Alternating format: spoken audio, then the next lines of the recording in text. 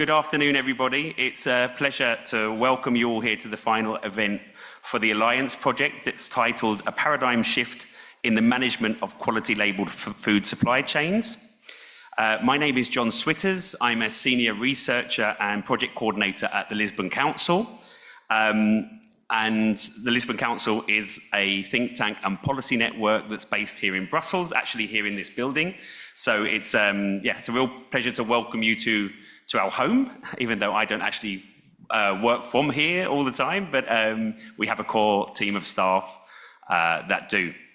And also the Lisbon Council is a project member in both the Alliance and the Watson projects. So I don't want to go too much into detail because we have presentations that will do that for us. But just a brief overview of Alliance. Alliance is a 3-year project funded by the Horizon Europe programme, and it has created a framework to ensure data veracity and transparency in EU quality labelled food chains. It's used innovative methods and tools to detect adulteration on the spot, as well as to consolidate international and European links, raise awareness and promote multi-actor cooperation and information sharing. Alliance has also increased transparency in quality labelled supply chains of organic, PDO, PGI and GI food through improved track and trace mechanisms. And finally, it has equipped food actors, farmers, public authorities and policymakers with meaningful insights through 7 diverse use cases. So if we look at what we're going to be discussing today, you'll see that we have an extremely packed agenda. There's quite a few presentations, as we've done quite a lot in the project. We'll begin with interventions from our guests, Ana Patricia Lopez Blanco and Eva Maes. We'll also be joined online by Camilla Laureti, a member of the European Parliament, who'll be joining us later today. And she is a member of the Committee on Agriculture and Rural Development. Then some of our colleagues from the Alliance project will dig deeper into the solutions that have been developed and the lessons learned from the project. And we'll finalise with a roundtable with representatives from the EU Cluster for Food Traceability and Trust. And then we'll have some closing remarks from our project coordinator, Stavrula.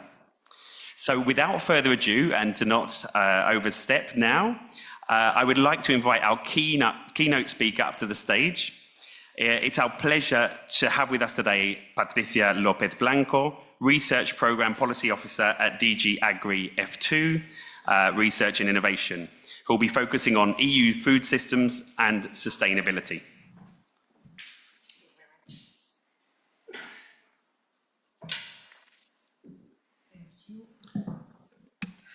Thank you very much for your kind words and for the invitation and the opportunity to speak to you today. I'm very happy to be here today, such a well-attended event of the successful Project Alliance. So when it comes to ensuring farmers' competitiveness and improving their position in the value chain, ensuring quality and added value of agricultural products is key. And to ensure these solutions need to be made available to farmers and consumers to be able to trust the value of agricultural products. As mentioned by President von der Leyen in her address to the Union last month, our farmers need fair competition and a level playing field. And for too long, their hard work has not paid off as it should. Farmers have a right to a fair price for the food and a fair profit for the families. This means that farmers need of a value chain and consumers that recognize the added value of the product. The vision for agricultural food, which is at the heart of the European Commission priorities for the period 24 to 29, highlights the relevance of trustworthy information for consumers to make informed choices. The vision tasks the Commission to continue to enforce EU consumer protection laws to prevent unfair commercial practices. It also states that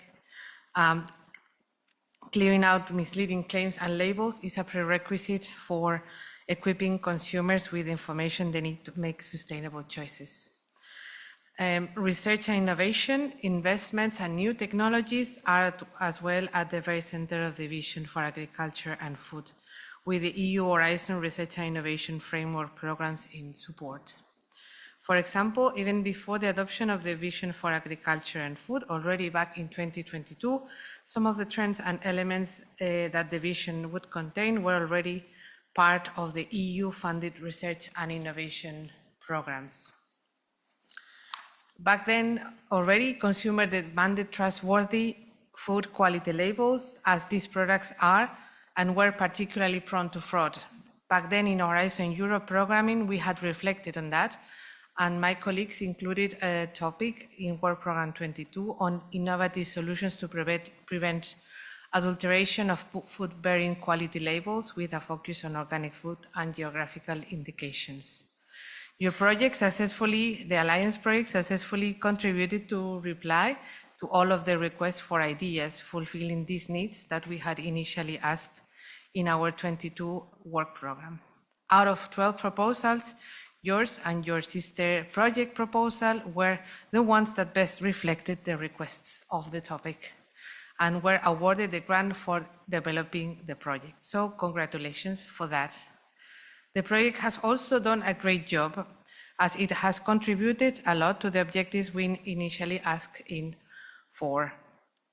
For example, for the objective to foster a wider use of new and improved tools and field deployable methods and approaches for rapid and cost-effective verification of claims, you have developed portable and cost-effective tools to fight food adulteration using key authenticity technologies such as DNA-based and spectroscopic techniques.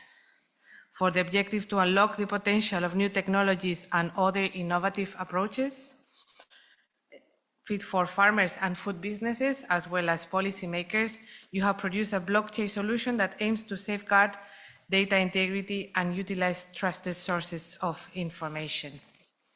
For the objective to improve the functioning and effectiveness of the control systems in member states and the EU legislative framework for organic and GI food products, you produce a digital knowledge database to provide regulatory authorities a way to quickly identify fraud and suggest mitigation strategies.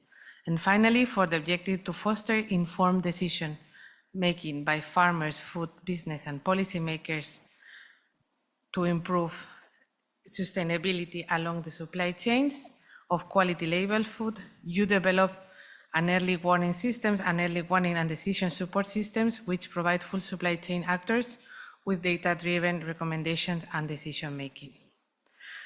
Also, and most importantly, you have endeavored to reduce incidences of food fraud through the development of reliable methodologies for food authenticity and quality control.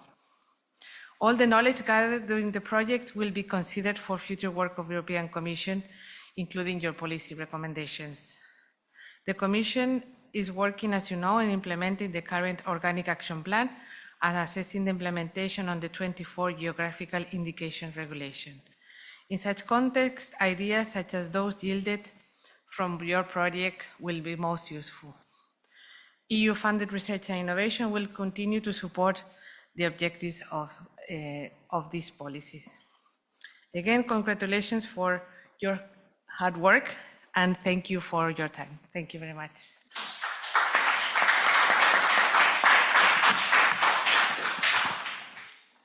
Thank you very much, Patricia, and we hope you can stay with us for a little bit longer so that you can hear about some of the more recent results from the project and also from the EU cluster on food traceability and trust, where you can see how we're coming together with 12 other projects and really trying to make the impact even greater.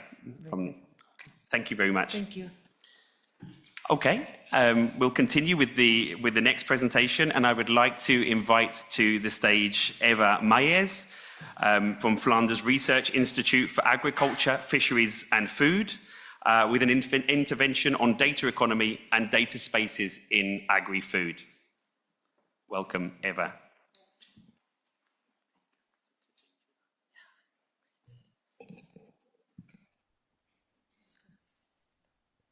That's me. Hi, good afternoon from my side. So I work for UniBo, Flanders Research Institute in Agriculture, Fisheries and Food. We're located in Belgium. It's close to Ghent where we are, so not so far for me to come here. I work in the unit on agri-food technology and specifically on data sharing and data-driven innovation. So I have been asked to explain a bit for what we are doing to maybe inspire you for future steps, future collaborations also, and give some ideas. I will talk a bit about the work we are doing on data economy and data spaces. So I will start with this. It's a bit where we are in this cloud. This graph represents the evolution of IT in agri-food. I speak of agri-food. I know you're more focused on food, but in fact, most of the things we are researching are applicable for everything. So we see an evolution from quite simple IT systems, applications, to more and more complex systems where interoperability is necessary. Applications to farm information systems, chain information systems, and now we go to data platforms and data spaces. On the other axis, you see more collaboration. From here, we speak maybe a very specific production process. We go to more the management of a farm or of any company, to collaborations in the food value chains, and now we're into the food systems. We are still a bit in this twilight zone where there are a lot of questions on how we need to organize this from different point of views. Technological point of views, but also how to collaborate in the best way to work on this, on the data economy altogether. This is what is happening in real life in governments, in companies, in research, but there's also the European data strategy for data that is there in parallel, of course. It's very interlinked. They want to have, I'm working on it, to have a common European data space and a single market for data. They really see the need for an attractive but very secure data economy, where we put people and also European values first. And there are different levels in this European data strategy. There are clear rules and strategies. I'll come back to the rules later. There's a legal framework. There's many investment in tools, infrastructure, in clouds. And there's also a focus on pooling data through European data spaces. I will also come back to it. And then ensuring that people really have the rights, the skills, and the tools to keep control over our data, to ensure data sovereignty. That's in fact a key principle: data sovereignty for states, for organizations, and for people. This is one of the big projects we are working on together with the Lisbon Council, in fact, and many other partners, in fact. It's called Data for Food 2030, and it's looking into the data economy for food systems. The project is the consortium consists of people with a very broad variety of expertises, from technological expertises to legal, business, ethical people. We all look together. It started 3 years ago already, and we have still 1 year to go, and we explore really fair data sharing between actors in food value chains. So we try to have a better understanding of what this data economy for food systems is. That's me. So we try to have definitions on what is this data economy. We monitor also this data economy for food systems and have a holistic view on it, not only a technological or business point of view in it. And we also, of course, have some case studies to test and study. One of the tasks you see on the screen is like develop scenarios on how do we want this data economy to develop? How do we want this data economy to impact our food system? There are multiple scenarios. One is presented here on more local and transparent value chains, but there's also other scenarios on having strict regulations to reduce environmental impact or more personalized healthy diets. In these scenarios, we see like how can we do it? What is necessary? This is just one of the many ways we work on this. But maybe first this, we try to define the data economy for food systems. What is it? It's a collaboration, it's something, it's a very dynamic ecosystems, the data economy and food systems coming together. It's a lot of existing systems and processes coming together.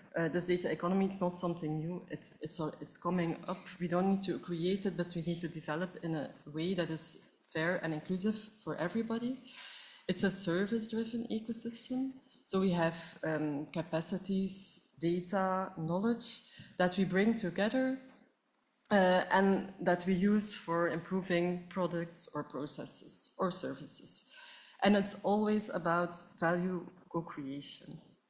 The data economy is about data sharing. Trust is something that always comes back into this. It's only by sharing data, by improving each other's services and collaboration that we can add value to this.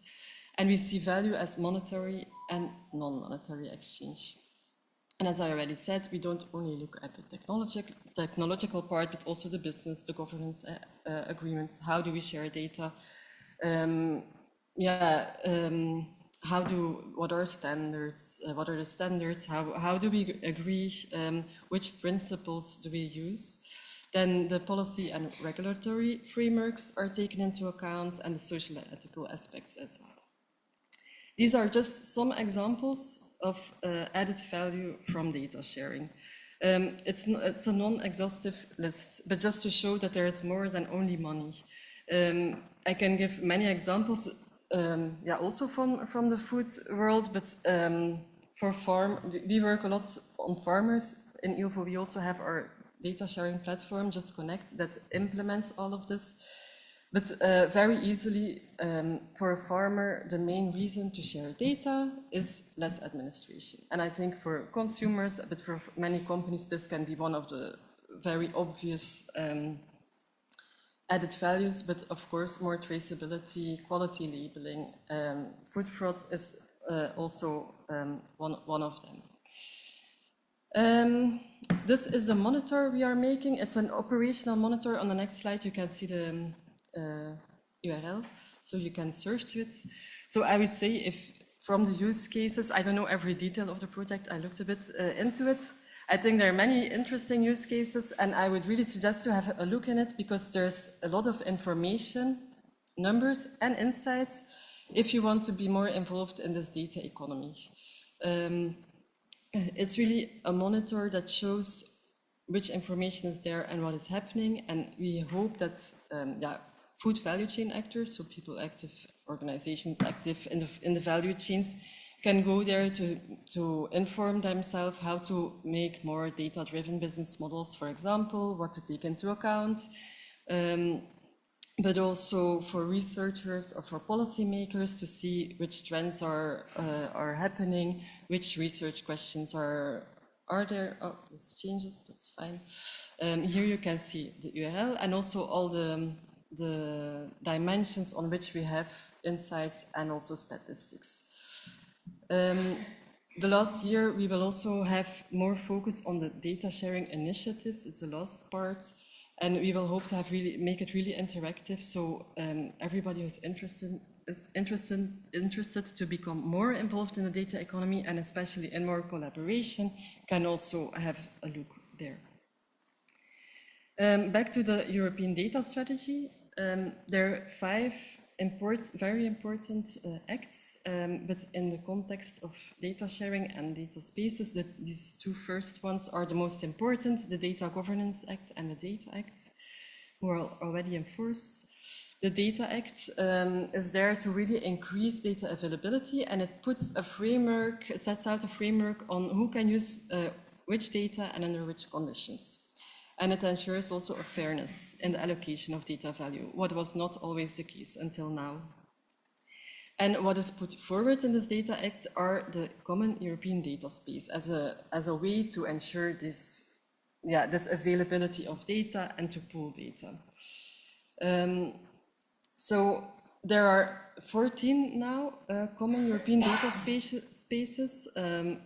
Also in agriculture, it started from agriculture, but we immediately opened it as the agri-food data space, in fact. The objective is to share data very easily across borders and across sectors. So to ensure interoperability. We were part of the preparatory work, but now also coordinate this Common European Agricultural Data Space initiative. It started in April. It's with 36 partners in 15 countries. It doesn't come out of nowhere. It's not that somebody had the idea, we need to make a data space and let's make something that floats there. No, in the preparatory work, we mapped everything that's already happening, all the initiatives working on data sharing in agriculture and food in Europe. There were a lot, more than 400, but of course, some smaller ones, some bigger ones. And in fact, we have the idea is to have, not to build something new, but to have a federated infrastructure. So starting from existing initiatives, data sharing platforms can be very general or very specific for food fraud, for example, for quality labeling, and make them work together. So have agreements on how we can easily share data. We just started now with 8 core use cases, but we'll have already by next April a first minimum viable product for the data space with use cases that use all the agreements that are made. So there will be common data catalogs, for example. There will be agreements on how to log in, how to give consent if data can be used. The objective is really to establish this secure and interoperable environment to facilitate data sharing in the European data agri-food sector.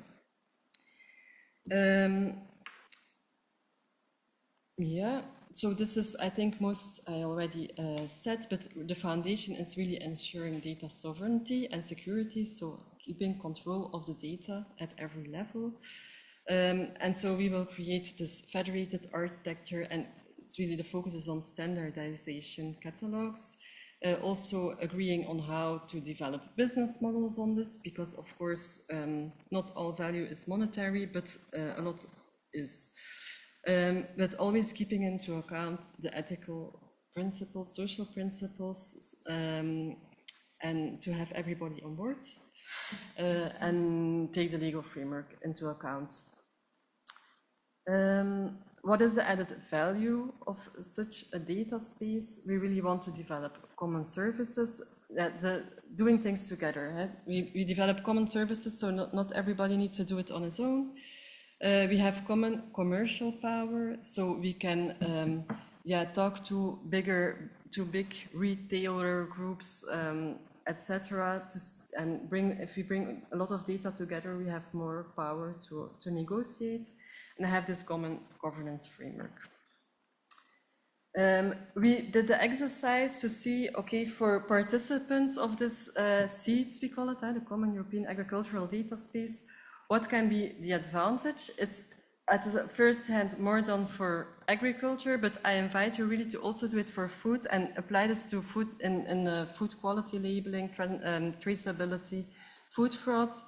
What can be the added value for every actor? It needs always to be a win-win-win for everybody, otherwise you won't get people on board, and see what is already existing. I think in the use cases you have, in the pilots, there's very many things that have been done, so it's mainly an invitation, if you would be interested, to reach out to us and to see if we can in the future also link to this and everything that is happening. Well.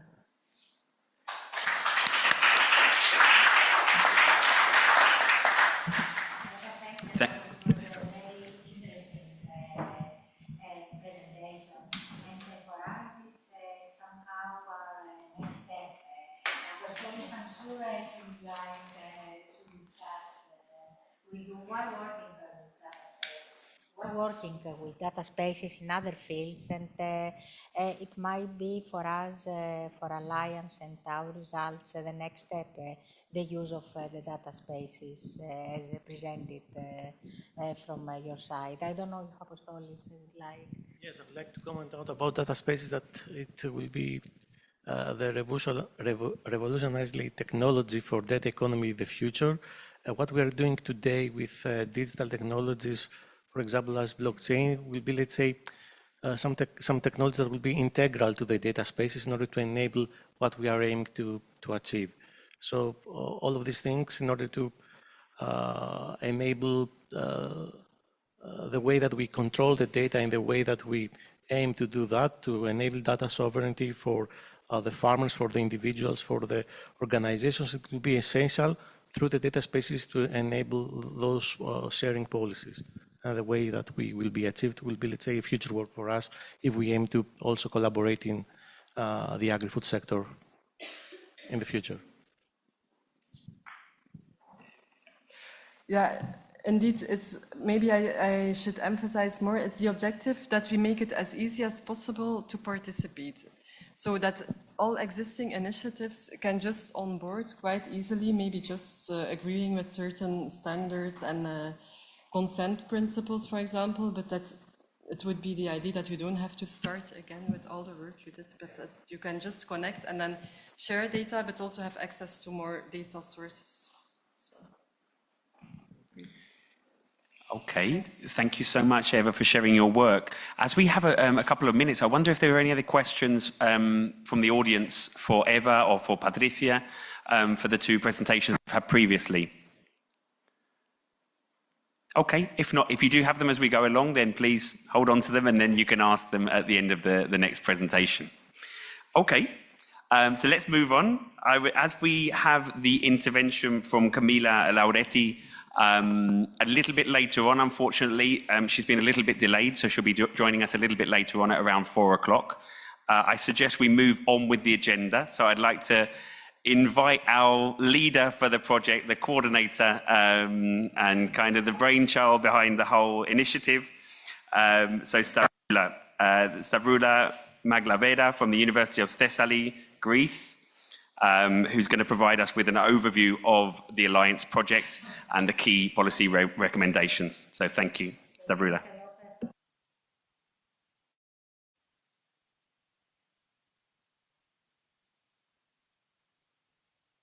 3 years ago with the preparation of the proposal and the discussion with the different partners. And as I said, we are using the bottom-up approach, so this took us a long time to come here and to implement and finalize the project. It's already said what the Alliance stands for, and as I said, we are 25 partners from 12 countries, which means that we have representation from research institutes, academia, industrial associations, certification authorities, retailers, and policymakers, think tanks. So this journey started officially 1st of November and is gonna close at the end of October, but it's not gonna close, the project is gonna close. We aim to continue deploy what we have implemented and to sustain the results through different activities and initiatives and collaboration. For example, as I said before, data spaces, it might be a next step for our technological results and our platform. In Alliance, we work with the users very, very closely from the very, very beginning in order to develop the platform. We didn't want to develop a platform and to develop tools that we would like to have. We wanted to develop tools that the actual users, the producers, the retailers, the different stakeholders, they would like to have. So we discussed with them from the very beginning, and we included them in the discussion in order to build the scenario and to build the platform, the architecture and the different features that have been developed. So the tools and the technology that there are, the outcome of Alliance is the blockchain for transparent and traceability of food chain, the early warning system for food fraud, advanced spectroscopy, rapid testing for authenticity and validation and proof of geographical origin, and vulnerability risk assessment. These tools that are going to be presented in more detail later on today from the respective colleagues that work in this specific field. It's important. I will repeat, Patricia, if I will say what are our objective and how we met our objective, since Patricia already, I will echo her, already mentioned what is the objectives of Alliance and how we address these objectives. It's a honor that the policy officer mentioned this before us. Thanks a lot. So I'm not going to repeat it again.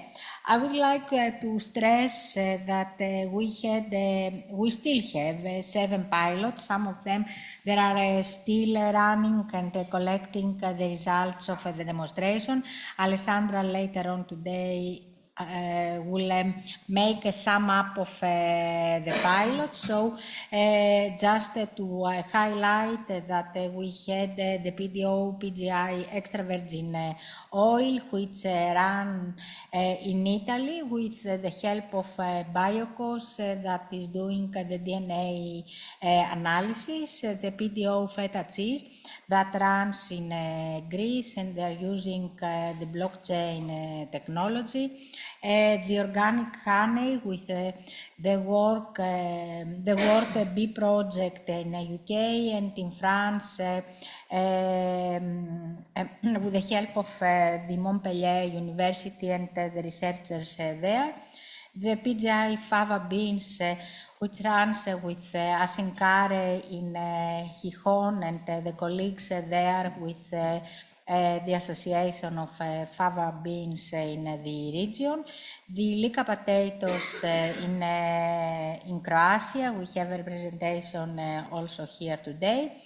Organic pasta that runs in Italy from Alce Nero. So it's the question about the organic pilots that Patricia would like further to see how we'll do this. And finally, the PDO Aral Raspberry that runs in Serbia in original. To be honest, our last meeting organized in Aral in Serbia last May, and I was amazed about the raspberries and how the production there and how the blockchain help them to organize the production and the distribution. So a little bit of the pilots will be discussed later on today. Today it's the day is a little bit packed, so there are no so much details on the different part of the project. Just we're trying to give a glimpse of the different activities that we implement, so to facilitate the discussion and to see the next steps and how this can be organized in collaboration with other partners. So as I said, the policy recommendations at the moment there are drafts since there will be wrapped up at the end of the project, and is based on the lessons learned from the pilot demonstration. The outcome from the surveys with the consumers organized by UniBo, and it was a very nice results that came out. The outcome of surveys that came from the retailers and the consumers' satisfaction using the system. The valorization board discussion that we have a valorization board organized within the life of Alliance, and a month ago we organized also a board and discussion with them. And also the discussion within the food fraud cluster that Alliance initiated together with Eros and Watson almost 2 years ago. And nowadays there are 13 partners belonging to this cluster, exchanging ideas, collaborating, and signing, making it, John knows better than me, making it more official by signing a memorandum of understanding in order to secure the continuation of the discussion, the continuation of exchange of ideas between projects and partners and organizations after the end of our respective projects. Alliance is going to finish at the end of October, but the discussion is not going to finish at the end of October. The collaboration will continue, and the cluster is a pool of expertise, is a pool of tools, is a pool of people, is a pool of producers, of stakeholders, and that can be of help to anybody of the members that or outsiders that are interested. And several events are organized within this cluster, like virtual or physical within different type of conferences. So I just, these key policy recommendations are mainly highlight issues in order to facilitate also the discussion and to facilitate the extraction of the final recommendation. Food fraud at the moment is aggravated by lack of a uniform regulation and enforcement framework on a global bodies face a significant barrier, including mainly limited access to advanced analytics technologies, which make it difficult to enforce the food fraud. So advanced detection technology require investment, and sometimes for SMEs it's not easy to invest upfront to different technologies like blockchain or early warning systems and things like that to install them. However, it's important to have a discussion and to explain the added value and what is the cost,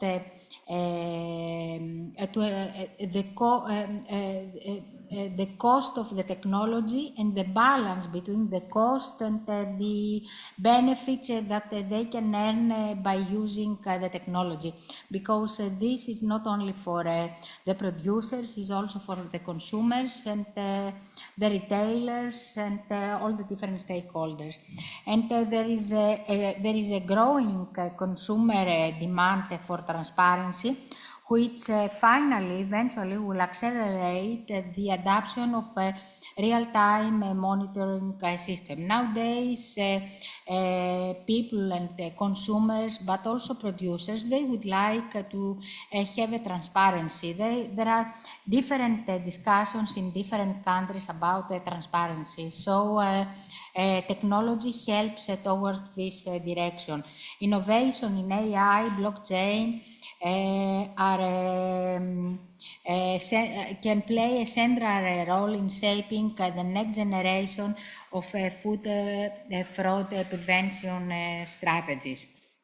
So the technologies that Alliance used, its AI-powered algorithms that significantly improved the data analytics capabilities, identified partners from a complex data set. The blockchain provides records that improve supply chain transparency and traceability. And this technology represents a transformative shift towards a more proactive, data-driven approach towards the fighting of the food fraud. In our, based on, as we said in initial discussion and outcome of the different surveys, the policymakers should ensure that the blockchain tracked products are easy to be found and that consumers can verify their traceability, increasing the confidence and their intention to buy this type of products, to invest in education and outreach for the public, but also consumer producers, that this technology they can help and can enhance the consumers' willingness to buy products tracked by through blockchain.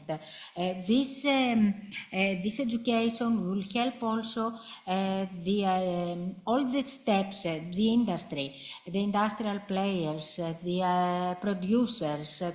They need to learn the ability of the technology, so they will be able to sell their products in a better price, in a better, let's say, chain. So there are a lot of possibilities, but they need to be educated. Policy initiatives should boost digital literacy and promote the consumers' openness to a technological innovation system. So consumers, they should be learn about this, when they trace a product, what they can learn and what is of their help. So public awareness event will help very much on this, and maybe in a at local level or at the European level, this type of activities can be further highlighted to ensure that the consumers can understand what the technology can offer to them. The policymakers and producers should support this label to enhance the confidence of the consumers and the trustness to buy and strengthen the market. And a higher premium price for blockchain tracked product reduce consumer willingness to pay. Pricing should balance value and affordability to maintain demand. It was the same that we were discussing about organic. People, they need to know why they are paying more, what is the story behind. But for all of this, we need to aware people, the consumers, about the story behind. So through the surveys, we learn that the consumer awareness and the knowledge gap, the decisive role of attitudes towards technology, social influence, that is a key driver in this type of activities, perceived behavior control and usability challenges, the role of quality certification, the willingness to pay remains limited, and the product-specific differences. So here we have to, we list some, again, some highlight some issues that came out of the discussion: to invest in consumer education and digital literacy, to engage trusted scientific and institutional voices to reinforce credibility of the different systems, to support the development of standardized and interoperable and consumer-friendly tools to make traceability accessible, and to consider regulatory incentives or funding schemes to lower adoption costs for producers and retailers, at least during the early phase of the deployment of this type of tools. We have to prioritize the design of simple user interfaces in order to lower the barriers for consumers and producers, to emphasize the added value beyond certification, to adapt segmented marketing strategies focusing on premium blockchain products, and to leverage social influence through the collaboration with opinion leaders, sustainability advocates, to create positive stories and narratives that will help towards the adoption of this type of technologies. In this slide, we have a little bit, we identify what are the barriers and how Alliance can help towards the limitation of the barriers. So we have a cost of implementation, low perception of the benefits, lack of confidence, the fear of mistakes, the possibilities offered by the application, the scalability of the tools, the technology maturity, and that leads to a gap of digital readiness among producers and digital training support. How Alliance can help? Improved efficiency, food fraud prevention, transparency, exercise cost decrease, and provides better quality of life and increase the food chain completely.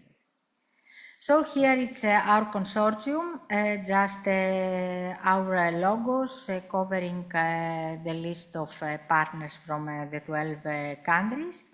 And I will stop here, and if you have any questions, I will be happy to reply.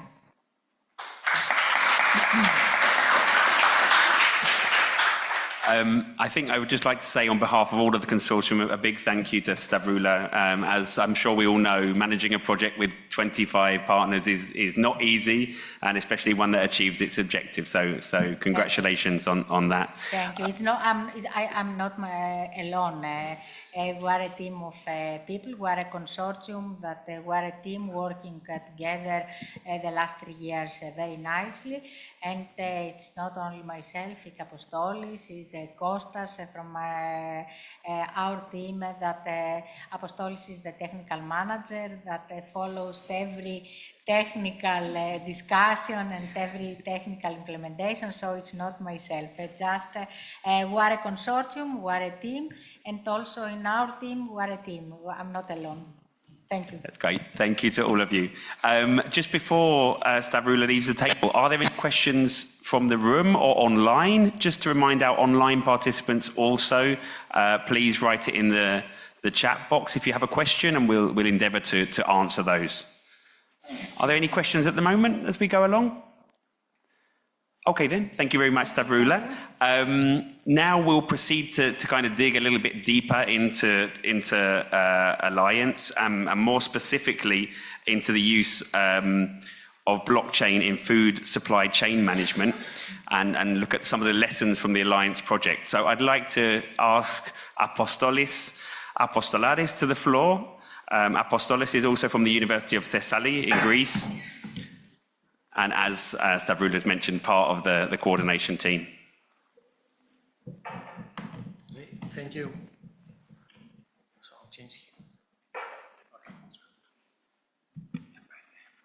So Good afternoon, everyone. My name is Apostolos Apostolaras. I'm a senior researcher at the University of Thessaly, and today I will present you some results and, as John commented about, applying blockchain technology in the Alliance Horizon Europe project, and how our effort towards fighting food fraud together, along with blockchain and along with AI analytics and some other important technologies such like DNA sequencing or hyperspectral imaging are combined together in order to complement against the fight of food fraud. So, why quality label chains are prime fraud targets? Why does this matter? Quality labels such as PDO, PGI, GI, organic, command premium price. So this is very appealing to fraudsters in order to profiteering from that. What is actually the pain today? Today, data are fragmented. Most inspection controls rely on manual audits, and of course, for consumers, there is a low level of visibility about those data. So what we target in Alliance is to offer verifiable provenance, rapid anomaly detection on the sequence of the data that follow the supply chain, and of course, the most important is to offer trusted claims that are easy to be comprehended by the consumers in order to identify and see what they are buying and what they are consuming. I skip these slides, the Alliance in nutshell, as Stavroula provided and explained before. So, blockchain and is a distributed ledger technology that is rely on, of course, on decentralized ledger system, so that many parties can share only an append record with it in that collaboration. So each event is time-stamped. Blockchain enables a secure and immutable and transparent transactions in the network, and it operates in a peer-to-peer fashion where transactions are recorded in blocks that are chronologically chained together, and every attempt to be those chains altered is detectable. So what blockchain offers, it enables a transparent and traceable food supply chain where involved stakeholders are able to track and monitor the journey of the product good from the source to the destination. Of course, they are able to, through the tools of what we have implemented, to verify the authenticity and claims of the product, of the food product, and also for the stakeholders that are being involved, and especially for the inspection agencies to ensure compliance and regulation. So the building blocks, the core building blocks of this technology is, of course, the blocks of the information that are being recorded every time.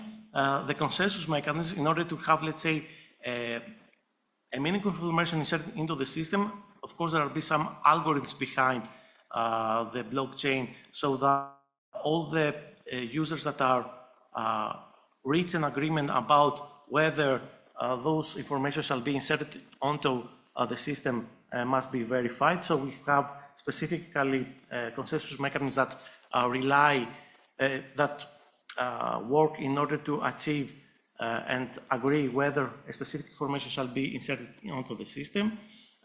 All this information that is entered the system is cryptographically secure, so all the data are secured in such a way so that no one can allow to alter or to try to exploit their data integrity. And of course, all of these things could be automated through some procedures that are called smart contracts. So, considering the adoption in the benefits of the blockchain and their adoption in the agri-food sector, we have identified the key stakeholders in those chains. First, we begin with the farmers and the producers. For them, what is essential is to utilize the blockchain for crop yield, quality control, and traceability of their product. And of course, it is very crucial for them to have a record keeping, because all the data that are that follow their production are fragmented, and of course to have, let's say, some historical data linked together. Then it comes to the food manufacturers or food processors that are offering that they are offered with a secure, transparent, and traceable food system for their production. And of course, for them, it is very important to comply with safety standards and their customer demands. Then, at the latest part of this food processing chain is the retailers, where they have enhanced product identification for improved safety and quality of the product that they are trying to sell. And for them, blockchain offers a simplified process and reduced inventory costs. But they are not only those actors that are being involved in the food supply chain. There are also some certification authorities and inspection bodies where end-to-end traceability for risk-based decisions support risk-based oversight. They are offered with real-time product monitoring that allows faster root cause analysis. So this is extremely important for the inspectors, that because they are able to prioritize higher risk assignments and cut unnecessary on-site visits, that accelerates and facilitates their work. Of course, it offers process automation and interoperability. Through the blockchain, we are able to digitalize certificates and smart contracts and align and comply with standards. Sorry? Okay. such as HASP, ISO, or reconcile lab or IoT data, and share standardized records with, for example, such as GS1 or EPSIS across agencies. We are not fully compatible with those standards in Alliance, but we are trying to align with some of them, some features of them, in order to minimize the overhead and improve cross-border recognition. And last, the third benefit is a tamper-evident compliance record, where blockchain provides immutable timestamp logs of audits and certificates, test results, and a chain of custody of events, so that to be detectable when, for example, a root cause analysis has been applied in order to identify the pain points where the problem occurred. And of course, blockchain reduces document fraud, mislabeling, or falsification of the data, since it gives indefensible evidence during accreditations or disputes.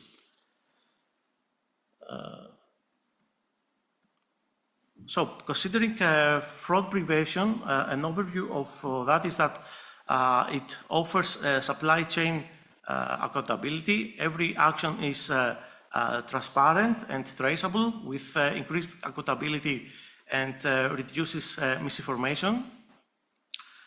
Consumers verification, it offers the stakeholders, consumers as well as all the other stakeholders that are being involved in the food supply chains are empowered with tools to verify the claims of the products through tools such as QR codes, and they have the oversight of the food process. And of course, this enhances the trust and reduces reliance on other technologies. Considering the access control, it is a permissioned architecture that we are using for safeguarding sensitive information, and that improves the data security by restricting unauthorized access. So only users with specific roles can access specific parts of the system, and of course, it is relevant to the supply chain. Considering food fraud, we are, through the blockchain, we enable certification validation, and we are able to enable the authentication of the certifications that we are that we produce, and we ensure that the product meet the stated standards that we are claiming. And last, all the records are tamper-proofed. Any changes to the blockchain are visible, and if an alteration occurs, this is detectable. So only alterations that are authorized are given access to them, but any unauthorized alteration is detectable. Considering the blockchain, the key concepts about the blockchain technology and the distributed ledger that we are using in Alliance, we had to balance between permissioned and permissionless architecture. There we had to identify what is the difference between the consortium governance and their roles that we are characterized. Next, we had to balance between the way that we treat and store the data on-chain or off-chain. We had to balance among immutability versus the performance and the cost of keeping those data in the blockchain or on another database apart. Third, we tried to create some automation considering some smart contracts as policy encoded in code software, and tried to align with some standards and to link with GS1 and EPCIS events. So all in all, what we have chosen, considering the Alliance blockchain platform, was to use a permissioned Hyperledger Fabric network using the Raft consensus mechanism as the main consensus mechanism algorithm, and considering the off-chain data where we keep them on a separate database, we chose the Mongo database that gives us features that help us for scalability. Considering now moving from our concept to, as that was described on the DAO, to the reference architecture, something that is very important to mention here, that blockchain itself is not the remedy for everyone. So in order to provide the necessary tools against the fight for food fraud, we had to integrate also some other key technologies along with blockchain in order to offer a robust methodology against food fraud. So key offerings of our architecture are blockchain technology, mainly the next generation portable DNA sequencing, the advanced hyperspectral imaging that we used in specific products. Of course, AI analytics that we are using specific algorithms in order to analyze data performance metrics from every step of each value chain and detect patterns or anomalies in order to proactively indicate some risks. Predictive analytics in order to forecast future risks based on the historical data that we collected. And of course, at the end, to collect all this information and offer them through a digital knowledge base to every interested stakeholder outside the consortium in order to be able to reach this information if someone wants to make an informed decision making against another value chain that he wants to manage. So all in all, we have all this architecture is consolidated in 3 layers. We have at the first layer, the data acquisition layer, where all the raw information considering DNA, hyperspectral imaging, or historical or user-inserted data are being collected. Then upwards on the data management layer, we apply some harmonization or align with some vocabulary or events from GS1 and TPCIS standard. And also we try to insert those data onto the blockchain and off-chain database, as we said previously, apply the AI early warning system, along with the use of virtual vulnerability risk assessment framework that we have also included in our methodology, and to support informed decision making.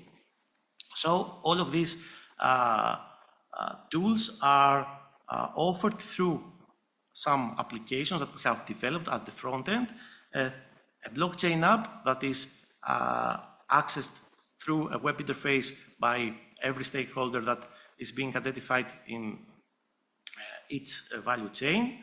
And users can use, for example, the early warning decision support system to have informed decision making about some specific actions on the value chain, or monitor and have a complete oversight about what is being happening in each value chain. Of course, we offer the knowledge database and the marketplace through the web interface as separate tools.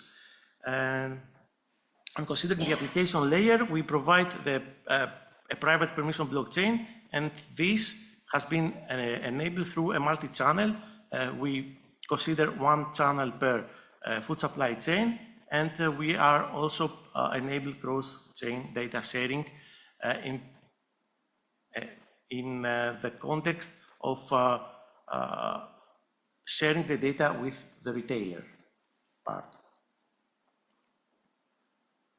So considering the 7 pilots that we are considering in this project in Alliance, we have, as Stavroula mentioned previously, the PDO PGI extra virgin olive in Italy, the PDO feta cheese in Greece, organic honey in France, the PGI fava beans in Spain, in Croatia, the PGI Lika potatoes, organic pasta in Italy, and the PDO Arile raspberry in Serbia. For each value chain, I will show you how we manage to identify every critical point in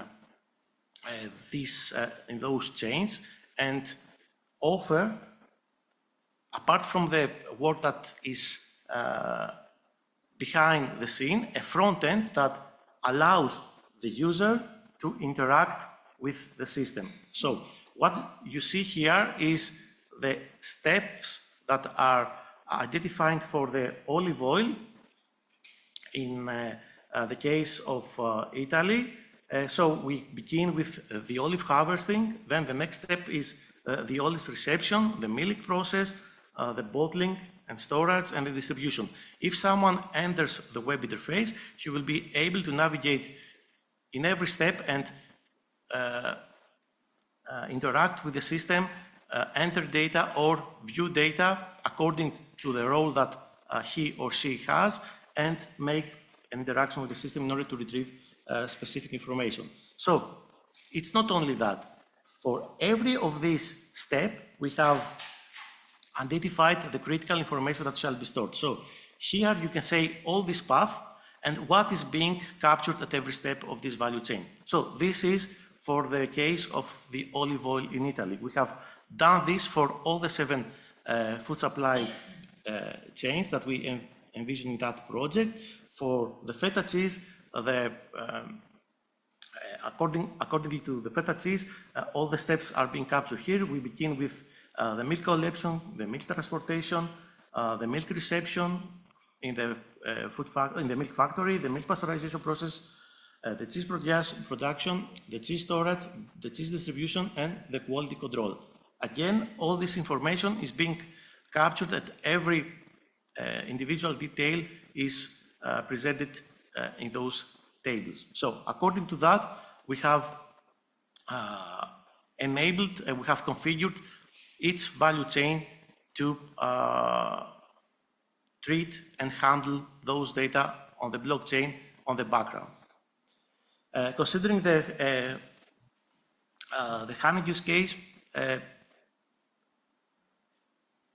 in France, we have the supply chain. We begin with the apiary management, the honey production, the sensors, the sensor data, the intermediary step, and the honey packing and the packed honey. So this is the way that we treat the information here in France and the honey use case, considering the fourth pilot, if not mistaken, about the faba beans in Spain. The steps are presented here are the faba fields, the faba crop, the faba harvest, the faba transaction, and the faba cap package. So all this process is being monitored here, and all the information that is being captured is seen in that diagram. So I'm not going into all the details, but I'm trying to be a more, let's say, yeah, okay, I will speed up. So the same for the PGI Lica potatoes in Croatia and the pasta in Italy. And the last but not least, the early raspberries in Serbia. So considering the tamper-evident shared records and early warnings raise the bar for food process. So how, for example, we are managing to provide blockchain and digital transformation of the food supply chain against the fight for food fraud. So through a shared append-only event history, so each action in the food supply chain, the shipment, the test, becomes an event answering to 5 basic questions: who, what, when, where, why, and how, sorry, 6. And this is recorded as an IPCIS-like event, and it is anchored to the permission blockchain that we referred previously. So all of these transactions, all of these actions are being hashed with digital signatures, and this allows retroactive edits to be detectable backward in the past if someone tries to exploit the system and commit fraud. In addition, we offer selective transparency, and this is extremely important because not all the users, not all the interested users should be or must be able to access the data in the system. So only specific access control is enforced at the application layer and according to the role of the users. And also we keep sensitive data and other data that are important on-chain or to off-chain according to the needs of each supply chain. So to be able to balance between the performance cost and the immutability that we aim to guarantee. Third, we have some trusted oracles. So, for example, lab certificates, the testing mechanisms that we are applying as individual technologies in the alliance, such as the DNA sequencing, the hyperspectral imaging, or the pesticide panels for the identification of non-organic ingredients in the food material, are essential information that is inserted onto the blockchain, and we are able to use this information in order to verify the claims of what is being, of the information that is being inserted into the blockchain. So the system stores those critical information and uses also encrypted encryption in order to, through hash functions, and also to deter the any tampering from that information. Last, we try to automate some rules through some smart contracts in order to enforce some guidelines. For example, in the milk industry, in the milk for the production of the cheese, one rule could be, for example, if the temperature of the milk is above the 4 points of Celsius, and that temperature is for more than 2 hours, that requires, for example, this is an indicative sign that requires a supervisor sign off, and this is detected, and if this is detected, this data-driven decision allows the responsible actor to intervene. Then, for considering the risk scope data, we focused on the critical control points that have been used in order to identify by the vulnerability framework that we have applied. We were able to combine through a hybrid detection framework some deterministic rules, for example, to detect some anomalies that are being identified in the supply chain. For example, some missing certificates or chain of custody gaps or some anomalies on the patterns that we usually monitor or oversee. And all of this to combine and use some fuzzy logic in order to handle noisy and real-world data, because not all the data that has been collected could be handled and treated by the AI system and the blockchain itself. So we need to apply some tools in order to clean the data and apply specific technologies. And last, considering the measurable impact that we try to achieve in the by using the blockchain was a shorter mean time to detect or to respond in case of an incident or in case of a risk. So we are able to lower the fraud opportunity window, and any tamper attempt has been showed up as broken hashes or missing events in the chain of custody that has been recorded in the blockchain. And of course, we try to minimize, by the use of the blockchain, fewer false claims. And because claims are anchored to verifiable evidence and non-repudiation is detectable. So if someone claims that something has not been happened by me, this is already recorded, cannot, let's say, deny it. Considering the benefits in terms of how a consumer faces transparency, the use of blockchain, of course, strengthens label credibility for the industries. And for example, a consumer is able to use a QR code to identify the origin or the transformation that the product has undergone, the certifications that has been applied to that product, the key quality checks, and each claim can be verified with a verifiable proof that is anchored to this QR code. So, for example, the user, by using his phone, he's able to identify the journey of the product. So here you can see the journey of the olive oil from the production from the field to the retailer, which is in that case Masouti supermarket in Greece.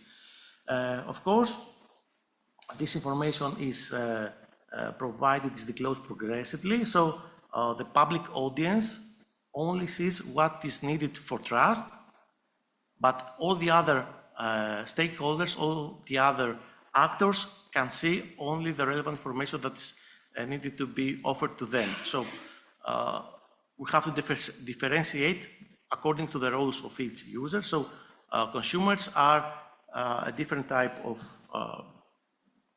end users that are needed to have, let's say, an information that could be easily offered to them, to be easily comprehensible through a nice and easy to use user experience environment. So we needed to offer them and translate technical events that a simple or a naive consumer could understand, and, for example, to see the whole, let's say, supply chain, that all the conditions that are, for example, meet the criteria for each product along the supply chain. So, considering, last but not least, considering what can be, let's say, be offered as a minimal guide for scalability or replicability of our solution, we have consolidated 6 steps. At the first, we we need to map fraud risks, as we did in our Alliance project. We have identified every critical control point per product, where, for example, substitution, dilution, or relabeling is most likely to be done or happen there, to instrument the critical control points by creating some EPCIS-like events and offer secure identities on those events. So we were able to capture evidence with hashes and signer IDs according to the role of the users that are entering the system. As a third step, we need to deploy a permissioned ledger that offers consortium governance, and that has been done per chain channel for each food supply chain. And of course, a fronted app that enforces the role-based capture and review of the information that we are treating. To deploy the early warning system along with the blockchain and start with rules that identify the anomaly detection models and integrate with the case manager on the front end, and to design the consumer app and to access the information, and last, to operationalize all these tools and information through some service level agreements to identify some playbooks of incidents of risk, and a way to have and enable some data retention or archive of the information to comply with GDPR rules and controls so that no sensitive information will be disclosed, and of course train the operators and the auditors. So thank you.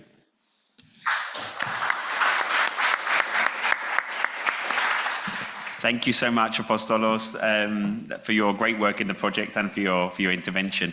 Do we have any questions from the audience at this stage? No?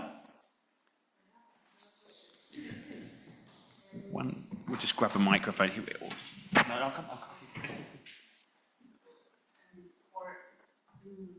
For the detection technologies based on DNA and spectroscopy, I saw that you're using both, for example, for GIs, both for PDO, PGI, Yes. etc. Is there somehow a preferred technology for both organics or PDO, PGIs, or you're using both? Because I understood for organics more spectroscopy to detect non-allowed Not all inputs. technologies have been applied to all the use cases. So, for example, for the DNA spectroscopy, for the DNA sequencing, we have applied this technology only to olive oil. Considering the hyperspectral imaging, Armando is more familiar, aware to respond on that, but we have applied this technology on the faba beans. Considering organic pasta and organic honey, we have not applied such as technologies or included them because the expertise of the partners that they brought those technologies were on those specific products.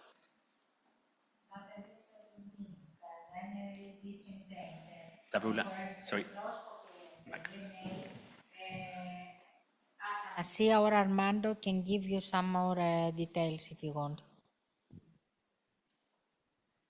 Of course, the methodology could remain the same. Or how, for example, the input from those technologies could be integrated onto the blockchain and have, let's say, the custody of the events record.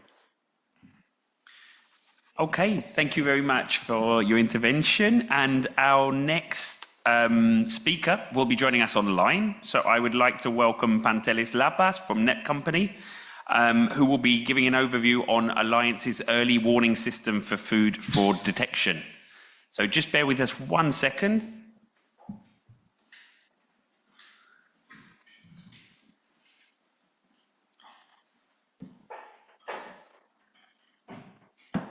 Pantelis, would you like to share your screen? Yes, of course. I hope that you can hear me. We can hear you perfectly. We're Nice. going to try and see if we can see you, if that's okay. Yes, of course. Bear with us. And we'll spotlight you.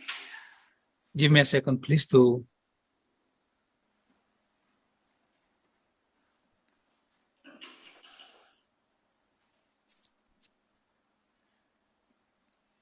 Perfect. Take it away when you're ready, Pantelis. Yes, of course.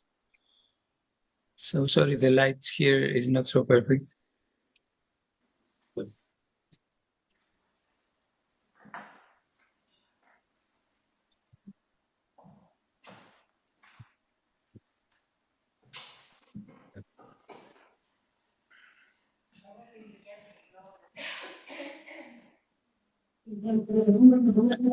So can you see my screen? Yes, if you try and put it in full screen mode, then we should be able to see you. Okay, I hope now that it's okay.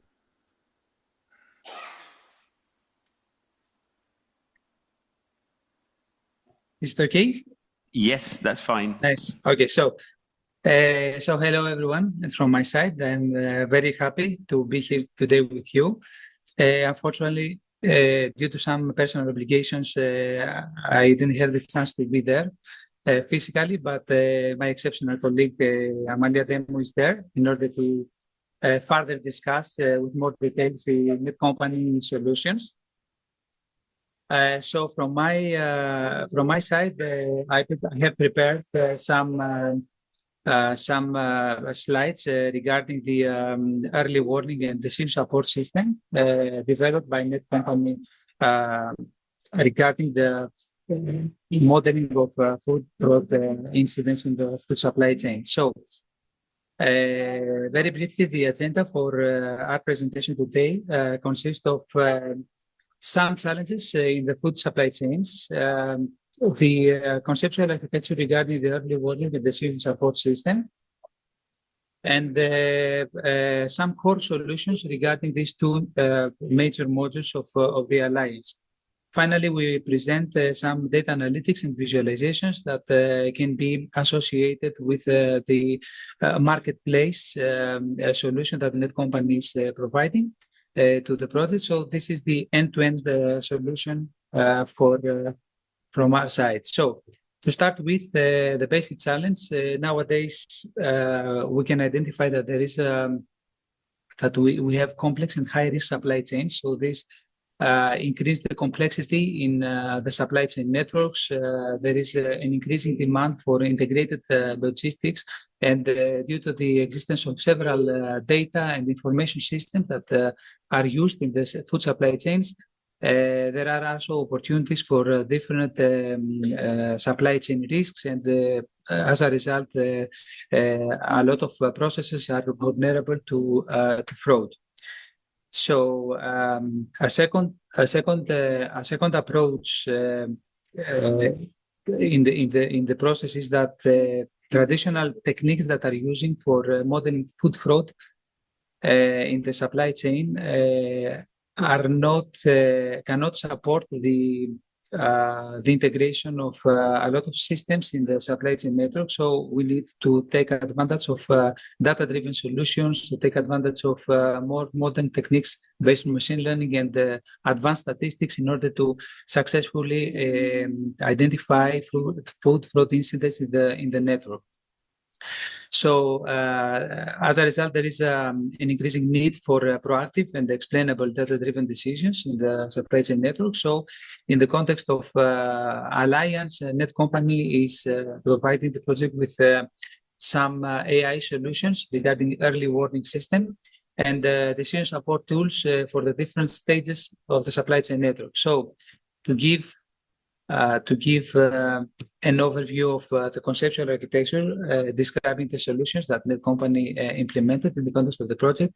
So we start with different data sources that are available with respect to the different pilots. So we have organic pasta, feta cheese, organic honey, fava beans. So a lot of pilots are taking place in the context of the project. So depending on the available data sources, these data, as Apostolis mentioned, are available through the off-chain and, of course, are secured through the blockchain.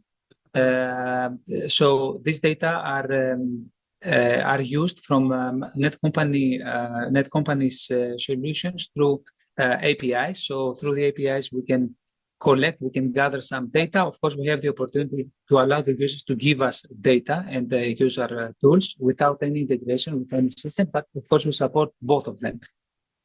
Then the data integrations are normalized, are treated appropriately in order to start the training process of different machine learning algorithms. So the solutions are divided into two categories. We have the early warning and fraud detection tools. These tools are based mostly on fuzzy logic techniques and multi-criteria decision analysis in order to support real-time scoring for different type of food frauds in the supply chain network.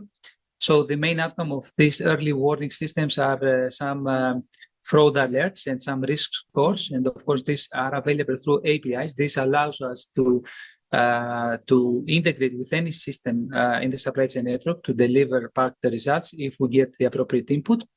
The second module is the predictive analytics and decision support tools. So mostly machine learning techniques, deep learning algorithms, clustering algorithms, and human-in-the-loop decision analysis techniques are used in order to support the selection of best machine learning algorithms for food fraud detection and support also stakeholders where in some cases make preferences for selecting, for example, different risk strategies in the supply chain network. So the main outcomes of this predictive analytics are some insights and predictions that are fitted in the visualization dashboards. So we can visualize the distribution of the fraud risks. We can provide some suppliers profiles, and we can also present trends regarding the prediction of different fraud incidents. So all these two basic modules typically result in several industrial data sets and systemic innovations that can be utilized in the community. So that's why Alliance Marketplace takes place there in order to share industrial data and systemic innovations obtained from the Alliance project. And of course, this can be used also as a feedback mechanism in order to continuously provide new data sets and innovations relevant to the Alliance scope.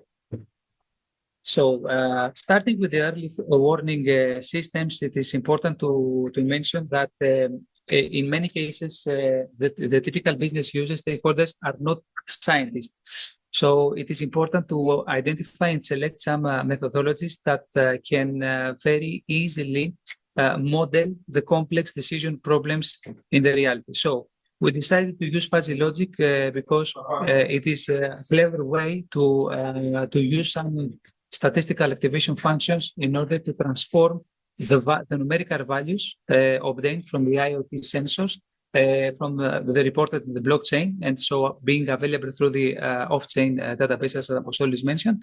So these data are typically numerical variables, and if we have any categorical variables are quantified, can be transformed into numbers also with several techniques. But the main idea is to transform the numerical values into linguistic terms, because users understand better the linguistic terms. For example, if you give a pH value, someone needs to know this pH value is high, is low, is medium, or is extremely high, for example. Okay, so the idea is to transform these numerical values into linguistic terms. So with terms like low risk, high risk, extremely high value of pH, different descriptions of the values, and then to use some rules by engaging the experts within the process. This means that okay, if we know, for example, that we have temperature value for the meals gathered, and we have also the pH value. This means that okay, we can transform into linguistic terms, low, medium, high values, and we can construct some rules playing with the linguistic terms. So we allow the user to define rules in terms like low value of pH and the high value of temperature result in specific risk level, for example. So the idea is to create these rules with linguistic terms, and then they define the linguistic term for the output. This means that we can have, for example, a risk score okay? Or we can have a risk level. And then this linguistic term can come back into a numerical value. For example, risk level with 1 to 3 levels, or a risk score into 0, 100%, because this can be easily understood for the community. So why we use fuzzy logic? We use fuzzy logic because in complex systems where different data are available from different systems, there is no mathematical formulation in the literature that says you that, okay, you can use this ratio, gather the data from the IoT sensors for 100 IoT sensors, put these values in the numerator, and find that score. There is no such a formula in the literature review. So by moving the numerical values to linguistic terms, we can use probability distribution statistical techniques in order to compute a value in a desired format. So if someone understands better the risk level or the risk score, it doesn't matter. We need just to transform a linguistic term into a value with another statistical approach. So in this way, we engage the humans, the experts in the process to define rules using the linguistic terms, and back-end statistics approaches are used in order to transform the numerical values to linguistic terms and linguistic terms to desired numerical values. So in this diagram, you can see very quickly the main concept. So we have some input crisp values. We have the process of fuzzification. We convert these numbers into fuzzy sets, low, medium, high, for example. We construct the rule base. So these are if-then rules defined by the experts. And then we have the inference engine. So we apply these rules to combine fuzzy results. This gives us the output, the desired output. Other linguistic terms that is transformed into a number, and this is the final output of the process. So this is in the bottom pipeline. You can see it in the bottom pipeline. In the upper pipeline, you see an example. So if you have the milk temperature is 12 Celsius degree, or pH is 6. This is converted into a low, medium, high term. Okay, so the classification take the temperature and say that this is medium and the pH is low. And then we can have a rule like if temperature is high and pH is low, then risk is high. So what Apostolis mentioned earlier about the rules, these are outcomes for the fuzzy logic components that's stored in the blockchain. So if decisions are made based on machine learning and artificial intelligence, it's critical to monitor the AI outcomes if these outcomes are used by human. So that's why we put a special emphasis later we'll see in the explainability. So in the inference engine, typically assume that we have a set of many rules. What we want to do is to measure the degree of the membership. So which rule should be activated. So we need to combine all the rules. This is the inference engine. And the output fuzzy can be a risk level. So level 2 or level 3. Level 2 is a numerical value that obtained. So if it is near to 1 or 2, 3, then we can manage this. We also used several machine learning algorithms for prediction purposes, and we use a champion challenger process where several machine learning algorithms compete each other with respect to multiple datasets, multiple performance measures to select the best one to be deployed into production environment. And we can see several examples here with organic pasta and feta cheese use cases. So this is to illustrate very quickly an example. So here is how fuzzy logic is used for feta and feta cheese supply chain. We detect the fraud risk as a risk level 1 to 3 by analyzing pH and temperature of raw meat before feta cheese production. So here is a snapshot of the temperature. So assume that the user is giving this value as a temperature. So you see that these visualizations depicts in the x-axis the numerical value of the temperature, but in the y-axis you see the transformation of this numerical value into 0, 1. This is the process of classification. So since you have a 0, 1, let's say transformation, this is associated with a term. So you see here that this line, this vertical line, is in the area of the medium. Okay, so this is the area of the medium. So this value is assumed as a medium. And then the rule that can be activated is that if temperature is medium and pH is low, then the risk level is 2. So we have an activation function that gives you again the number to 0, 1. And here you have the outcome, the disclassification, And the 01 number is transformed into a linguistic term. It's called a risk level. And here you can see that this level. This is level. Level 3. Okay, so this is the value is 2.6. So this is converted into 3. So we identify that, okay, taking numerical values, we transform it into linguistic terms, we activate functions, and we get a linguistic term for this level, and this is transformed into a number, a desired number. Pantelis, just to let you know that we have about 3 minutes left. 3 minutes left? Just 3 minutes left of the presentation. Apologies, we just have a very tight schedule. Sorry. Yes, very quick. So this is an API for also for organic pasta, but I'm very quickly finalize it. So we detect the fraud risk as a score. 0, 100 is another approach. So you see again a visualization for detecting for using numbers for organic pasta. We use decision support tools for selecting machine learning algorithms. Here you can see for fava beans an example of evaluating multiple machine learning algorithms with respect to several performance measures. And here are some nice visualization for selected machine learning algorithms. So you can see a box plot, which is the best machine learning algorithm. So each machine learning algorithm has a score. And here you see that the selected machine learning algorithm 3.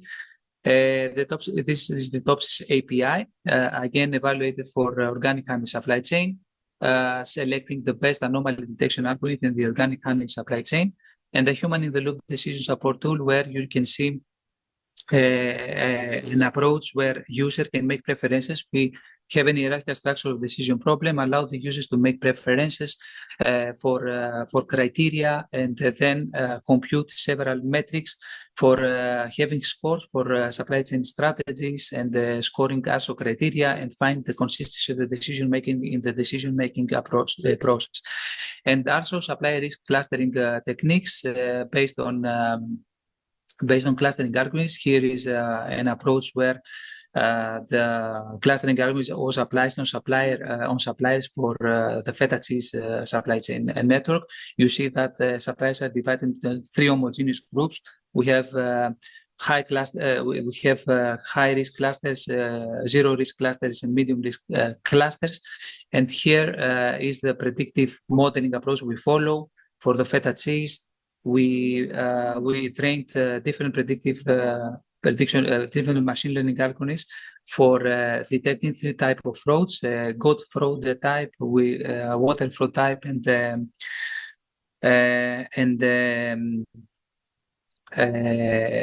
cow fraud type. So here you can see the different variables that we computed in order to train the algorithms.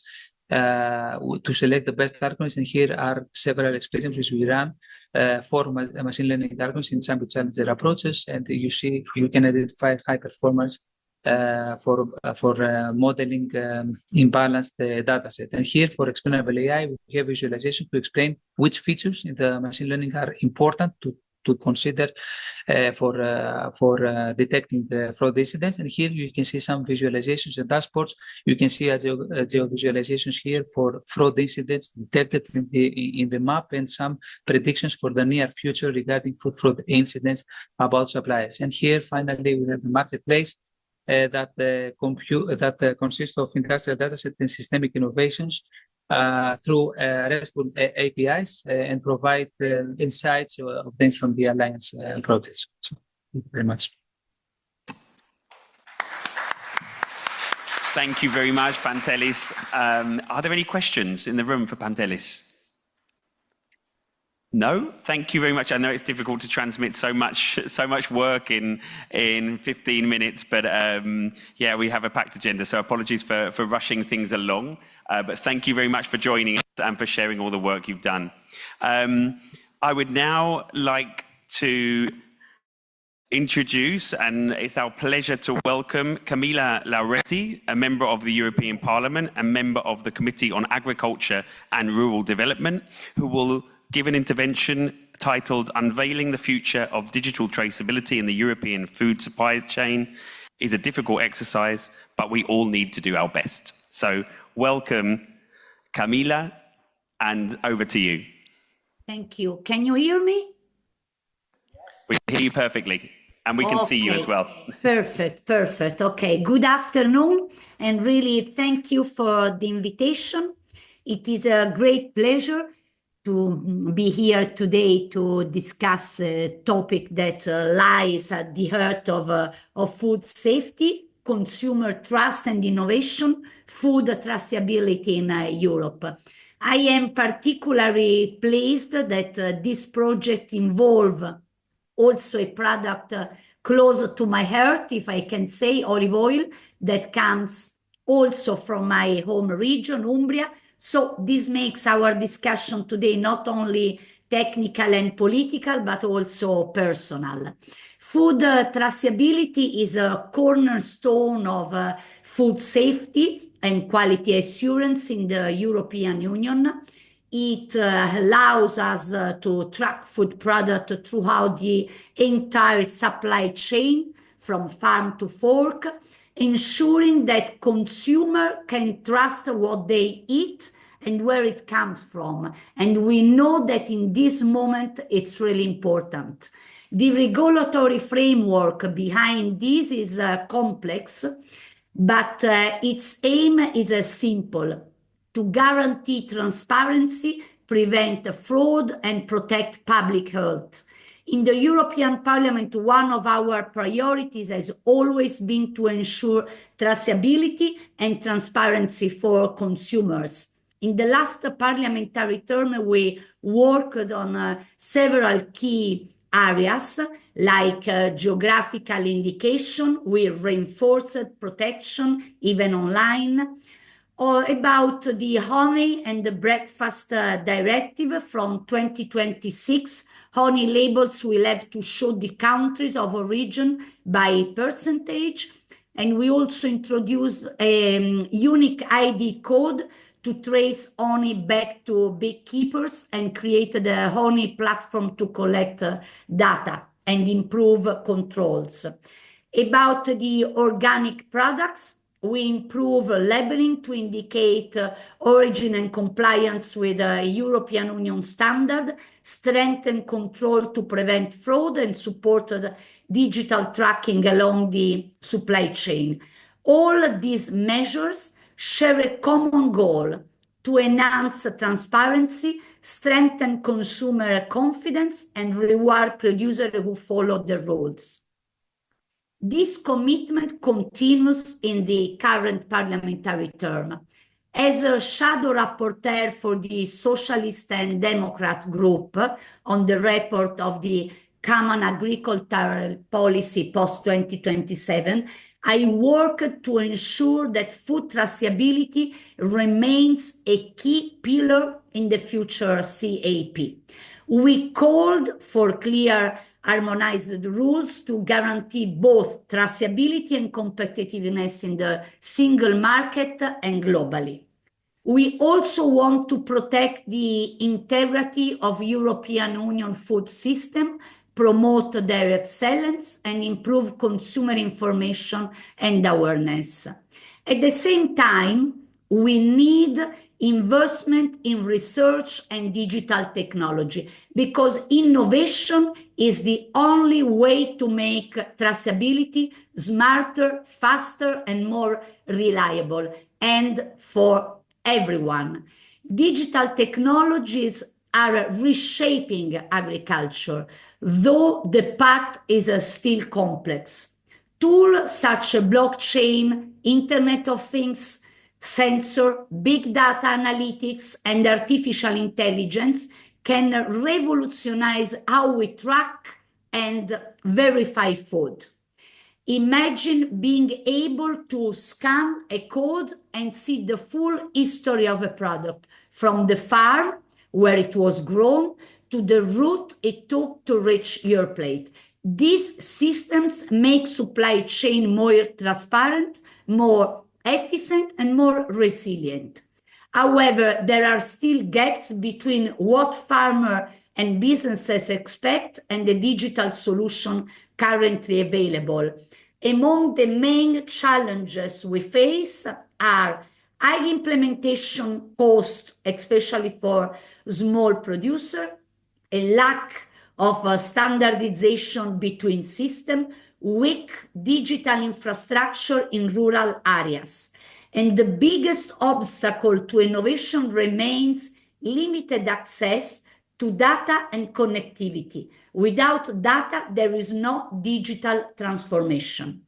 In recent years, digital traceability has become a major topic in European debate, not only for its role in food safety and quality, but also for its potential to enhance transparency and sustainability.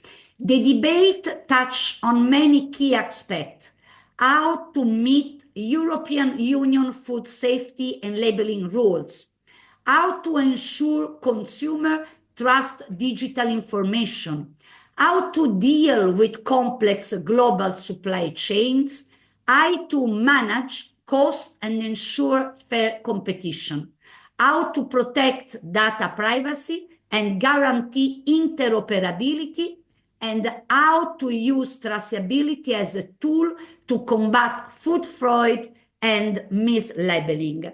We also discuss how traceability interacts with trade and how to harmonize standards across member states and with international partners. You know that in this moment it's really important.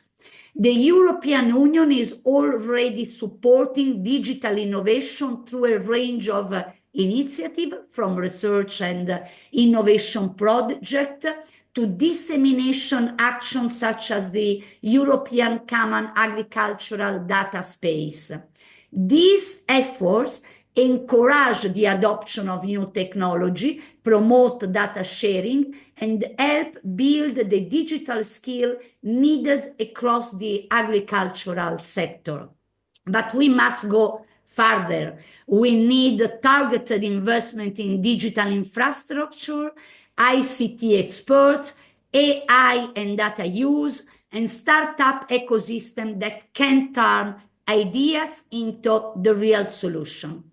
Unveiling the future of digital traceability in European food supply chain is indeed a difficult exercise, but it is one we cannot postpone. It requires the collaboration of all stakeholders. That's why it's really important, your project and the day of today. Farmers, businesses, researchers, consumer, and policymaker. As a European policymaker, our responsibility is to strengthen the EU strategy and accelerate the digitalization of agriculture, fostering innovating and reliable traceability system. Only by doing so can we ensure that Europe remains a global leader in food quality, sustainability, and trust. I think that I can say to you that I stay at your disposal to work together on this, because I think it's really important, and it's really important that you work on this, all concentrate now, for now to have a different agriculture and a different safety food in our future. Thank you very much for your work.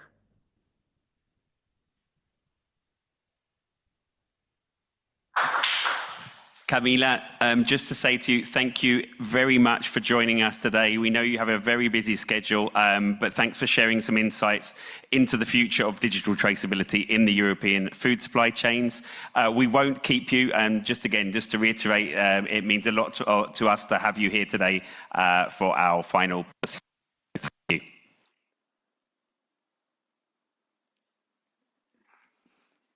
Okay.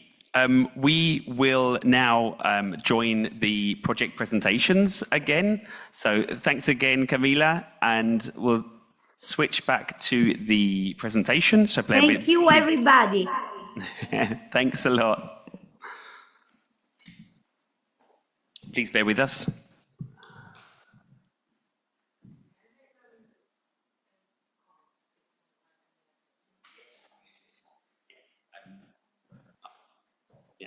Thank you very much.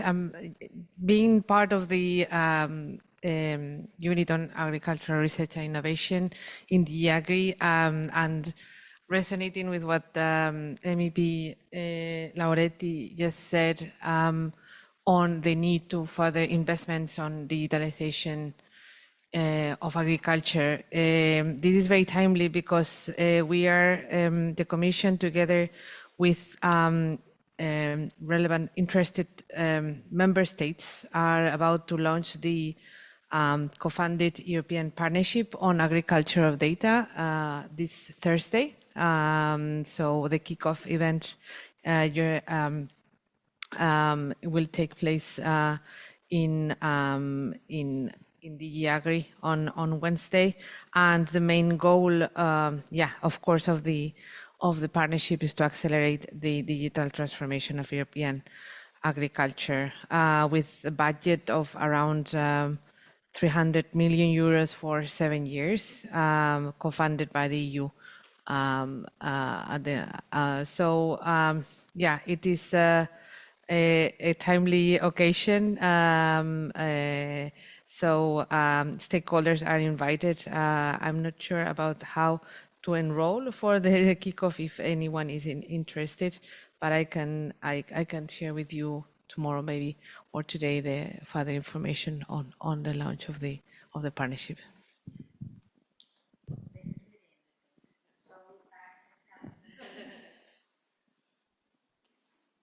Thank you very much, Patricia. And I think it would be great to have that, if you could send that information to Stavrula or any other member of the Alliance project, then that would be great.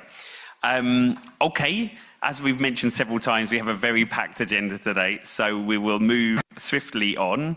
And we would like to invite to the floor Nicola Romana from the Institute of Food Technology of Novi Sad in who will be giving a presentation on Alliance's digital knowledge base for food fraud. So please, when you're ready, Nicola, please proceed. I have the pointer here. Thank you. Hello, everyone. I am representative of Institute of Food Technology, which is one of the partners on the Alliance project. And our part in this project is to create digital knowledge database. So, as you heard in previous presentations, what are we dealing here is when you have high-value product, you usually are in high risk of frauds that could occur with that product, and to keep it on that level, you will need to build trust and transparency, and you will face a lot of, let's say, challenges to achieve that. So the challenge that we got to deal with and data itself. So what am I meaning by that? We are aware that knowledge and information exist everywhere, and we have find a lot of information and data inside the project, but usually they are fragmented and they can be found everywhere, but in pieces. So they are not systematized, and what are we trying to do with this database is try to collect them and get the best of get everything out of it. So what is actually digital knowledge database? It is conceived as the central hub for knowledge, where multiple data sources will be collected into it. We will integrate them, collect them, connect them, transform them, and then return them as structured insight for decision making and as other informations. So what I mean by a lot of multiple data sources. We have a lot of different products and a lot of different tools that have been developed during the project, but also we have a very valuable source of information from external points, such as research papers, official reports, different databases that already have been developed. And what we are trying to do here is to get leverage of all of them and to combine external and internal project data and to get digital knowledge database at full potential where you can find all necessary informations about it. So I will just say a few things about from technical point of view about the digital knowledge database, and that is a cloud-based platform which is of course separated to backend and frontend. Backend is doing all the processes behind the scenes. It collects all the data, it connects them, it's trying to get most of every information that we have. Then it cleans, standardize them, and stores them securely. And finally, when we got all that information, it is returned to user-friendly dashboard that can help users to get, let's say, they can search, filter, navigate to different pages, to different informations, and get the most of it very easily and intuitively. So I will go through, let's say, real-life example how it actually works. Digital knowledge database is have control access, so not everyone can access them. You need to register to get into the database, but also when you are in the database, we have different levels of accessibility, so different groups have different access. And once you came into the database, you can navigate through the pages and discover answers for all your questions that you have about food frauds that are in the database. So there is some page which is about partners. Inside it, you can find everything related to the project, about the partners, which are they contact, how to contact them, which are their obligations in the project, etc. And we have, let's say, the main focus on the alliance tools that have been developed. So in each tool that has been developed, you can go inside, check informations, check everything, what we have provided. And if you have some information, you also have contact where you can find who is the contributor to that tool. But also you can go from different approach. You can navigate through the products itself. And last but not least is the search bar option. It helps us to make faster and easier answer to our maybe more specific question or more practical question. So I will just now, from several points of view, how we can contribute to the food fraud prevention. So if we are, for example, a producer who is producing raspberries, and we are aware of some of the frauds that could occur, but we want to find out maybe some other frauds that we are not aware of, we can navigate to the products page, and inside that page you will find all necessary information about product itself, which frauds occur, and how we can, or how we supposed to prevent them. Also, if you are, for example, regulator, and you are aware that we have some tools, but you have maybe some other product that is not in the database, you can navigate through the Alliance Tools page and get all information, as I mentioned, about Alliance Tools itself. And if you want, you can contact the owner or who is the responsible for that tool and try to make contribution to that. And of course, last but not least are the consumers. Maybe the most frequent way they will look through the database is through the search bar option, where they will ask certain question which is more specific than that they have, and our backend will do its best to find the most appropriate answer and to get most of all of our data that we have. So what is where are we at current time?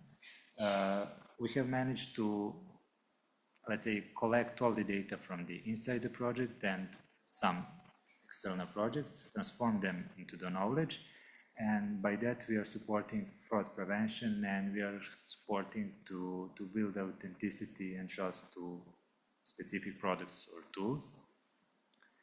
In the near term, we can help producers to protect their brands by that, to find information about that, even to assist authorities to find frauds, to check which frauds could occur, or even contribute to get even inside the database new frauds, and also to enable consumers to verify authenticity and to gain trust about the authorities itself, about producers, products, or whatever they want. And in the long term, what we are looking to do and what we can do is actually to add more products, to add more tools, to expand the database itself. But also we can expand and enhance our backend processes that are going on behind the scenes. And also we can integrate a lot of different technologies which could include AI, blockchain, or whatever to make this tool more valuable. And finally, to conclude, this is not just a regular technical tool where you can find information. It can help us to step forward to building stronger trust between all the groups of people, such as producers, regulators, or consumers, and to get most of it to all have some positive impact and contribution to the system. So that would be everything for myself.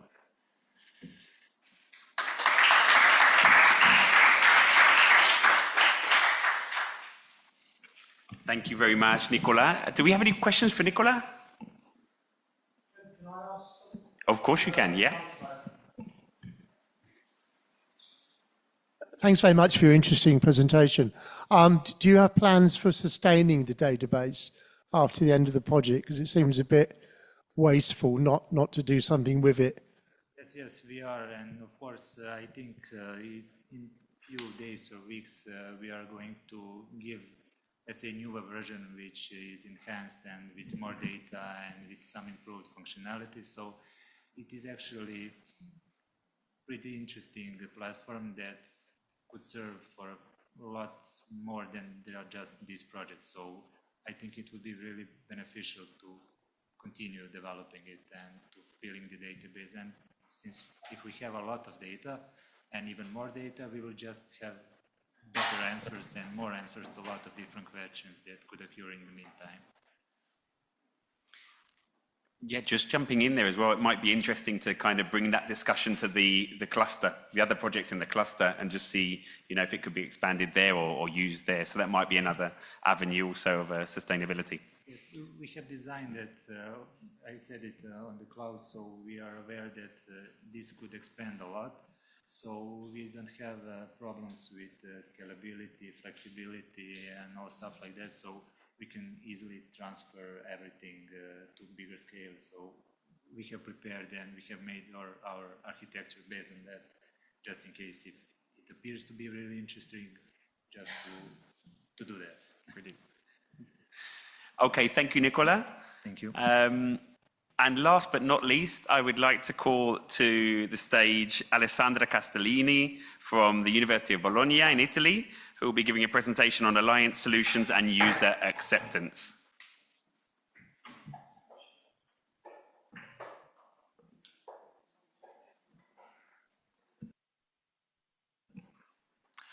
Okay, good morning. Thank you very much. I would like to thank John and all the Lisbon Council for this interesting event, but our special gratitude to Stavroula and her team for these 3 years of research and work together under the Alliance project. So today I will present some results from our work in the work package 4 about alliance solutions and users acceptance. Okay. To presentation, I'd like to remark some shorts about agriculture and technology. So according to a JRC survey of 2025, the use of IT tools and some generic software is quite high. In fact, 68% of enterprises use at least a minimum 3 tools of this kind. But the adoption of more advanced and specific digital technologies is less widespread and quite uneven. In fact, as you can see, only the 29% of the enterprises in the vegetable crop sector adopt 3 or more digital solutions.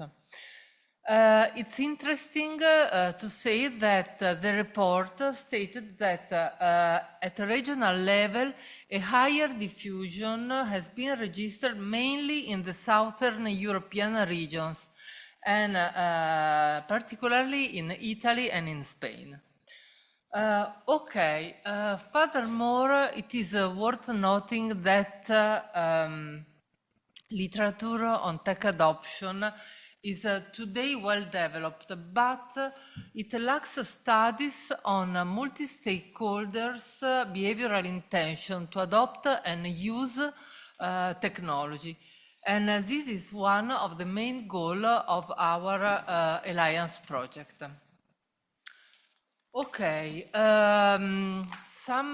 To define the boundaries of this theme, I'd like to spend some words about what is fraud.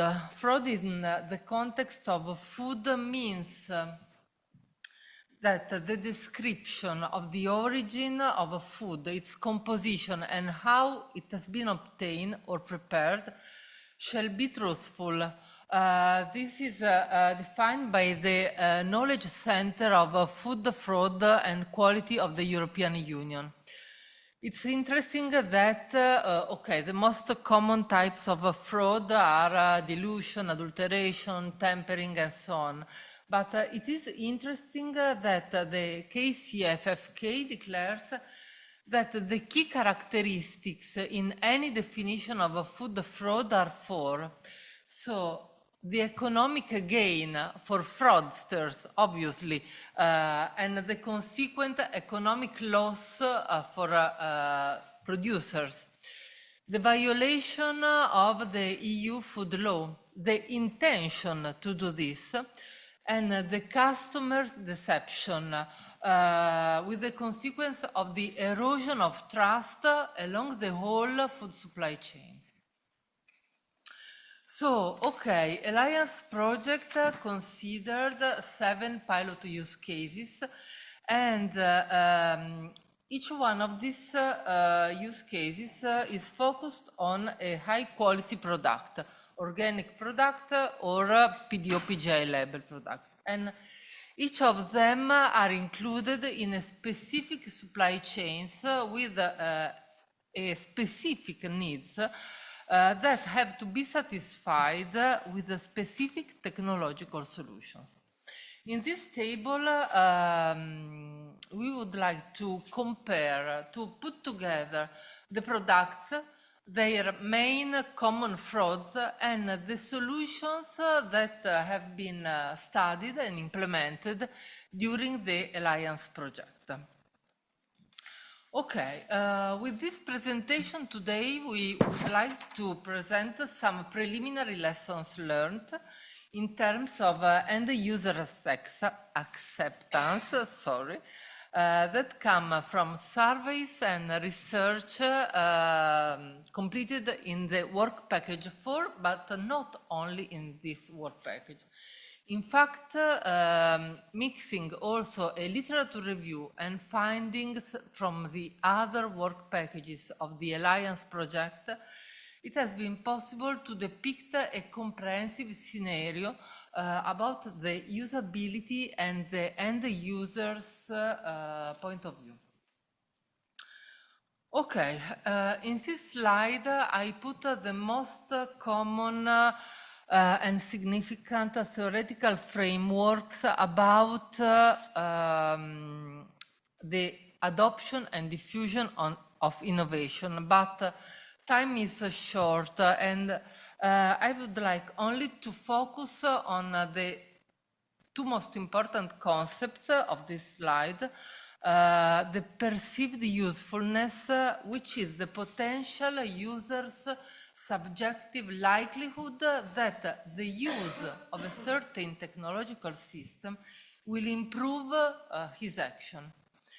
And the perceived ease of use, which is the degree to which the potential user expects that the target systems to be effortless. These are fundamental, and it has been also included in the methodological framework we adopt in the project. So we use the UTAUT model. UTAUT means a unified theory of acceptance and use technology. In fact, this model permits to analyze from a unified theoretical framework the fraud issues. And this is a new approach that has not been used since now. Okay, the UTAUT model was developed to explain and predict the acceptance of technology in an organizational context. It has been performed through a qualitative analysis and through the questionnaire submission to the use cases. In this slide, you can see the UTAUT structure. So it includes 4 predictors: performance expectancy, effort expectancy, social influences, and the facilitating conditions. These predictors influence behavioral intention and use behavior that are the core of the UTAUT model. The behavioral intention is the degree to which the individual intends to use the system. And the use behavior is the degree of emotion, of affect on the part of individuals when using the system. There are also 4 key moderators: age, gender, experience, and voluntariness that act and influence a pressure on the 4 predictors I explained before. I talked about a qualitative analysis. In fact, we prepared a questionnaire that included 24 open questions, and the pilot use cases submitted the questionnaire during a summer workshop they organized, and the collected data have been analyzed through the NVivo software. But most of all, the respondents' expectation at the end and their perception have been ranked into 3 classes: high perception, low perception, or moderate perception. What does it mean? A high perception means that respondents, the answer of the respondents show a positive and conscious perception of the UTAUT dimensions. And so this means also, we can say, an enthusiastic willingness to integrate technology in their activities. A moderate perception means that the answers reveal a partial awareness that is mixed with some uncertainties about technologies. And the low perception, a low level of perception, indicates a limited awareness to the UTAUT dimension, which consequently means that there is a low perceived relevance of technology, a marginal interest in introducing technology system in their activities. Okay, So we chose to show you only 3 case studies because we don't have time to show you all of them. And we start with the PDO feta cheese.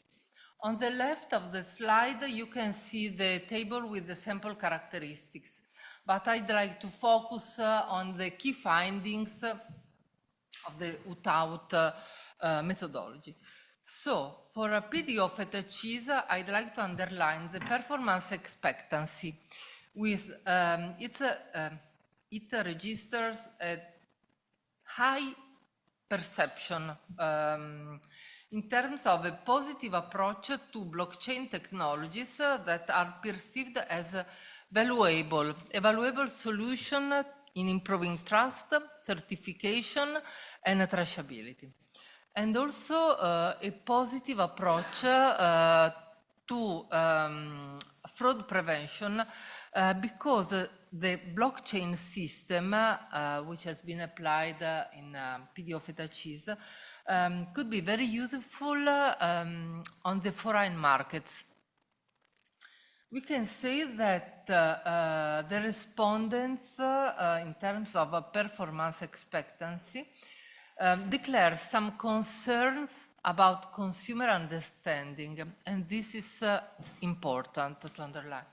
But overall, they have a very positive approach toward a very positive expectancy towards this system.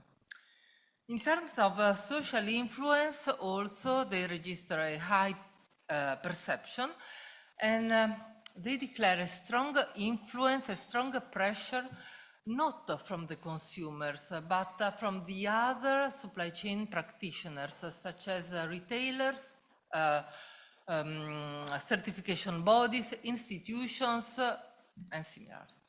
So consumers exert a limited direct pressure, but institutional and business-to-business actors are pushing strongly for adoption.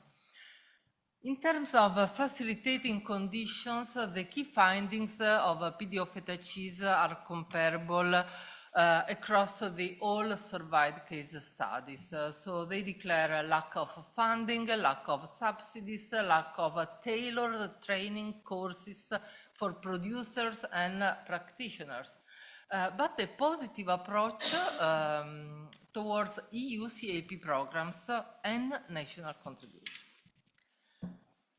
5 minutes? Oh, wow. Okay. The second case study is fava beans, the PGI fava beans, and so they register a high performance for effort expectancy and a low perception of facilitating conditions. And if you see, they are the same of PDO feta cheese and also the same for, or very similar for the other case studies. In terms of behavioral intention, the result is a moderate or high acceptance. So they declare the answers analysis permitted to say that there is a high acceptance and a willingness to adopt AI or IoT technologies, but adoption often depends on external support, training, and available resources. The third case study is organic pasta. Okay, I will be very fast and quick. Some important things. In terms of social influence, also organic pasta says that the influence of retailers, supermarkets, certification bodies is decisive in adoption choices, not that of consumers. And in terms of experience, Alcenero, the Italian firm, declared that there is quite satisfactory level of familiarity with blockchain-based pilot projects, but there is an uneven digital maturity across the whole supply chain. Okay. I don't want to spend time about my opinion of without model, but we are quite satisfied to have chosen this framework. The level of technological maturity varies across the pilot use cases. Most of them are approaching a significant readiness level, also identifying pathways to go on with further project and post-project scaling and so on. The UTAUT results show that there is a high acceptance and a strong intention to adopt traceability technologies, despite some concerns, costs, technical complexity, lack of training, and digitalization. The adoption may be challenging mainly for small producers because adoption technology include high costs and often prices on the market are not sequencing this increase, the increase of the cost. But despite the difficulties, acceptance of these technologies is high. So, and I conclude. For the future, in our opinion, the way to go on is to develop low-cost solutions, easy to adopt and use, more precise and technology advanced, able to satisfy the needs and guarantee originality and quality along the whole food supply chain.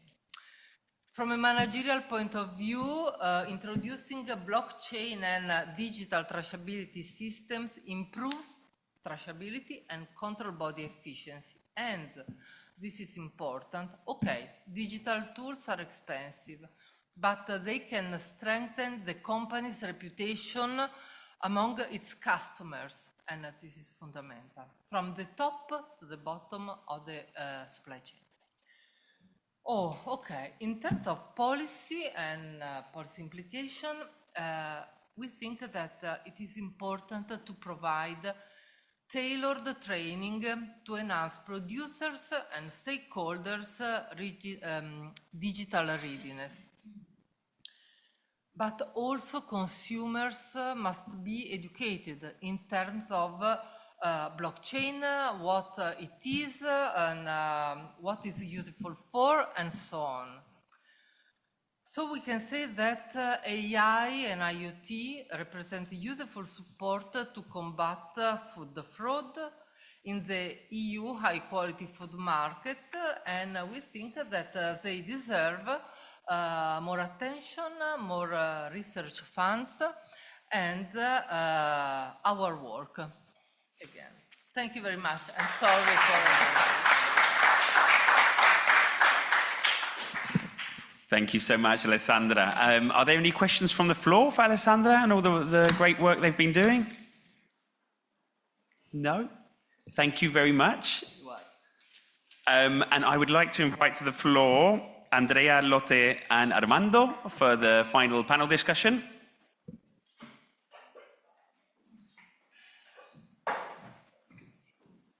Yeah, I think all of these are working, so just leave the mic.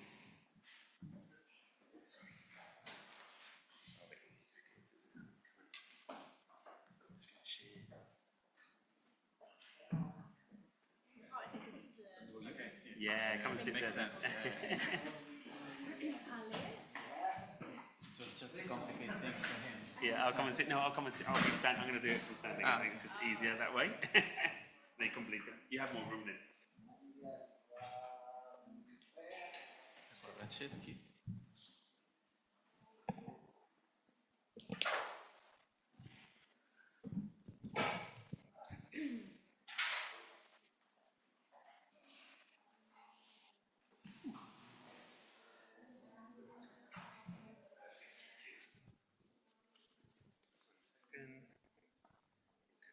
Hello. Okay, I thought I'd stand for this one to give you the spotlight and also to give you a bit more space up there on the panel. So we've heard from our guest speakers, we've heard from within the Alliance project, so now it's time to kind of expand the horizons and also hear from some of our fellow projects in the EU cluster. So As you may know, Alliance forms part of the EU cluster for Food Traceability and Trust, which, as has already been mentioned, is a cluster of 13 projects which actually came together in February 2026, well, that would be in the future, so 2025, to work together, even though discussions started a lot earlier than that. So the aim of the cluster is to leverage advanced technology, multidisciplinary expertise and policy-driven strategies to ensure that the EU's food supply chains are not only secure, but also resilient, transparent, and sustainable for all. The scope of the cluster is on tackling food fraud and safety concerns, enhancing traceability, and supporting resilient and sustainable food value chains. And finally, the main areas of work of the cluster is cross-project collaboration. We've already mentioned sharing tools, knowledge, and best practices amongst the 13 projects. Also to amplify impact. Obviously, more voices, there's more impact if we all present something together, especially in terms of policy. So we're doing joint webinars, events, just to gain wider outreach. A recent example was a workshop that we did at the MEP Foods conference in Slovenia, in Ljubljana, which featured a very interesting discussion that will be published on the different projects' websites shortly. And finally, strategic positioning, to be recognised as part of the EU Food 2030 Innovation Roadmap. So that's enough from me. We're lucky enough to have this afternoon representatives from 3 of the projects in the cluster who are actively involved. So I would like to welcome Andrea Colafranceschi, EU Project Manager, ILSI Europe from the Titan Project. Lotte Halletz, postdoc at the Media, Information and Persuasion Lab at KU Leuven from the QS Project. And a well-known face to the Alliance team, at least, is Armando, well-known face anyway, I'm sure, Armando. But Armando Menendez Estrada, R&D and I Project Manager at Asincar, who'll be representing the Watson Project today. So welcome to you all. So I was wondering if you could just give us a brief overview of the projects you're representing so that people in the audience who may not know what the project does, then that would be great. If we start with you, Lotte. Yeah, of course. So hi, everyone. I'm here on behalf of the, sorry, I'm just recovering from a cold, so sorry for the voice. I'm here to represent the QS project. And so QS stands for Consumers' Understanding of Eating Sustainably. One of the things that is at the very core of QS is that we aim to foster a triple change. And with the triple change, we mean that we want to foster a change in the food value chain, the policy, and the culture surrounding sustainable food. And so especially the food value chain change is something that I think is very central today and touches upon stuff that all of you also do here in the projects. But so, for instance, it includes equipping food value chain actors with the knowledge and the tools to become more transparent, so to increase transparency in food value chain and to try to build consumer trust a little bit more. Then with the cultural changes, well, it mostly includes that we want to create awareness among consumers and especially more vulnerable groups of consumers, such as elderly consumers, consumers with lower educational backgrounds, trying to give them the tools to make sustainable food choices easier. And then, of course, policies, the third one, is very relevant. So we're involved in policy dialogues and trying to create policy recommendations to make sure that our food system becomes more sustainable. Kind of at the center, the core of QS, but everything that we do starts from the consumer. So it's also in the title of our project. The consumer is really where we start. So we start from looking at their needs, their expectations, their current levels of understanding. It's at the basis of everything that we do. And then we try to create this change to make sure that it benefits the consumer at the end. So that's a little bit in a nutshell what QS is about. Thank you very much, Lotte. And the same question for Andrea from the Titan Project. Thank you. First of all, thank you also for the invitation. It's quite important to be here. So yes, my name is Andrea Colafranceschi. I am the project coordinator of the Titan Project. Titan has been funded in 2022 The overall objective is to enhance transparency in the food system through different technologies in different food supply chains. There are different strands, let's say, in the project. The first one is just with the work packages related to the cross-cutting activities, so management, communication, and the open call management, because we had also cascade funding opportunity. The second one is related to the scientific work packages, so to identify transparency interest along different supply chain, identify those technologies that can enhance transparency. And the last one is related to the policy recommendations, so to analyze the policy framework and to establish a set of policy recommendations themselves. The core, let's say, of Titan is related to innovation. It's a research and innovation action, but it's quite important because we have 15 pre-identified pilots that use different type of technologies in different supply chains. And then, thanks to the cascade funding that I said before, we had also other 8 pilots that have been funded. And overall, this is in a nutshell. Thank you very much, Andrea. And last but not least, Armando, who has his Watson hat on today. So if you could give us a brief overview of the Watson project. Yes, today, well, I'm representing Watson. It's some of you already know perfectly Watson project because some of you are participating also in the project. Watson is, the aim is the methodology is very similar to the Alliance project, but, well, the strategy is different. The project is bigger because we are in a project with 46 partners, so it's a research and innovation action.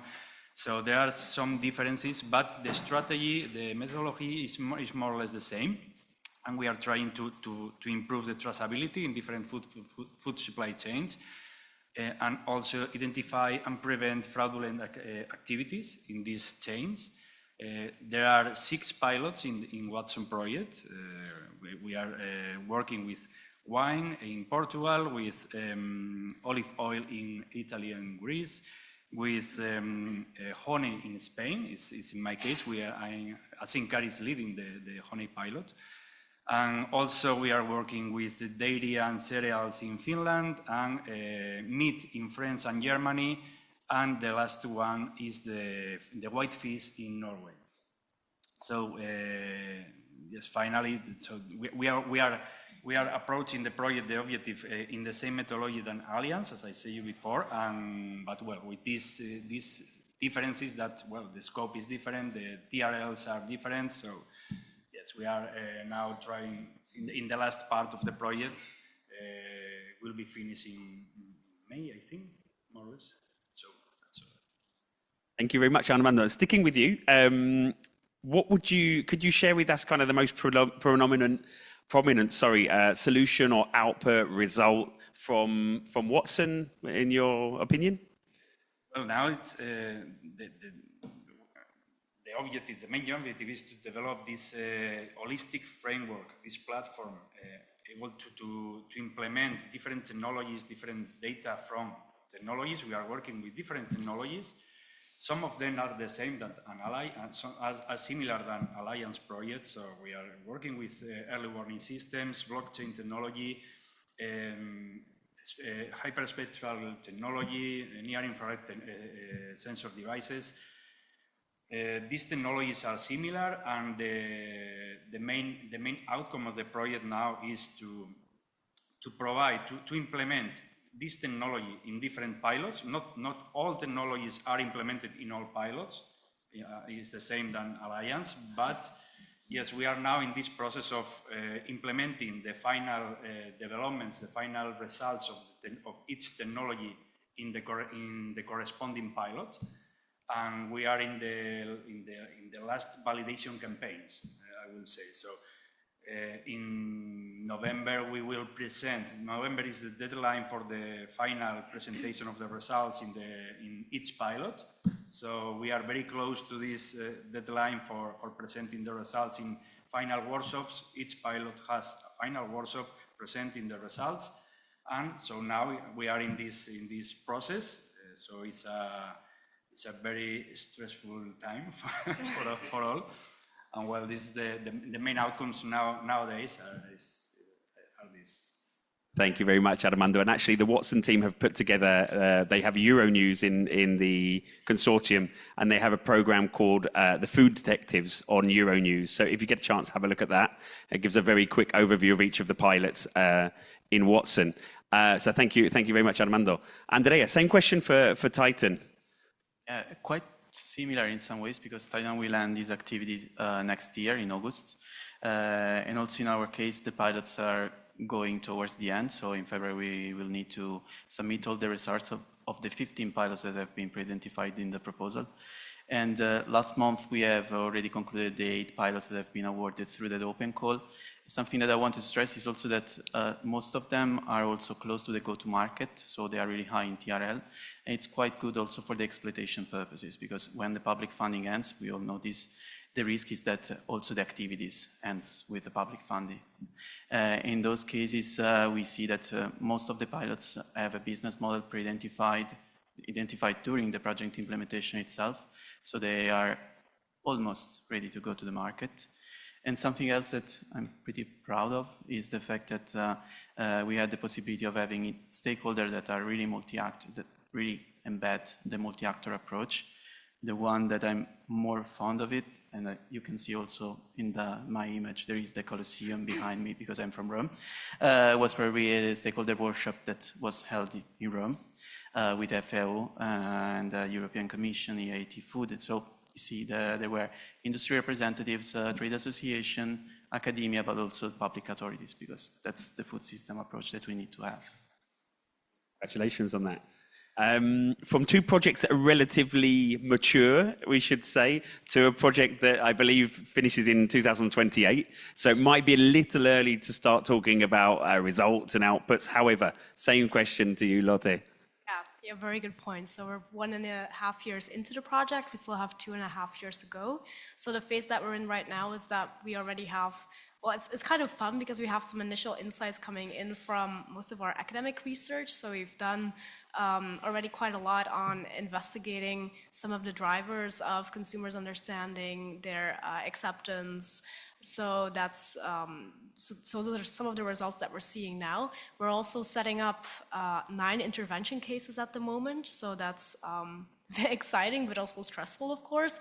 But so in the end, some of the main inputs that we aim to have is, one thing is that we're going to develop a communication toolkit for food value chain actors. And so basically, the toolkit is going to give them a lot of tangible insights, first of all, on the why of transparency and traceability, because something that I also noticed in the presentation is that the Alliance project identified some important barriers for being more transparent and having more traceability. So one of the important things of that toolkit will be explaining why it's very relevant to have more transparency and traceability, but also giving them insights on tools that they can use. And so the insights from that toolkit will be based on the intervention cases that we're developing.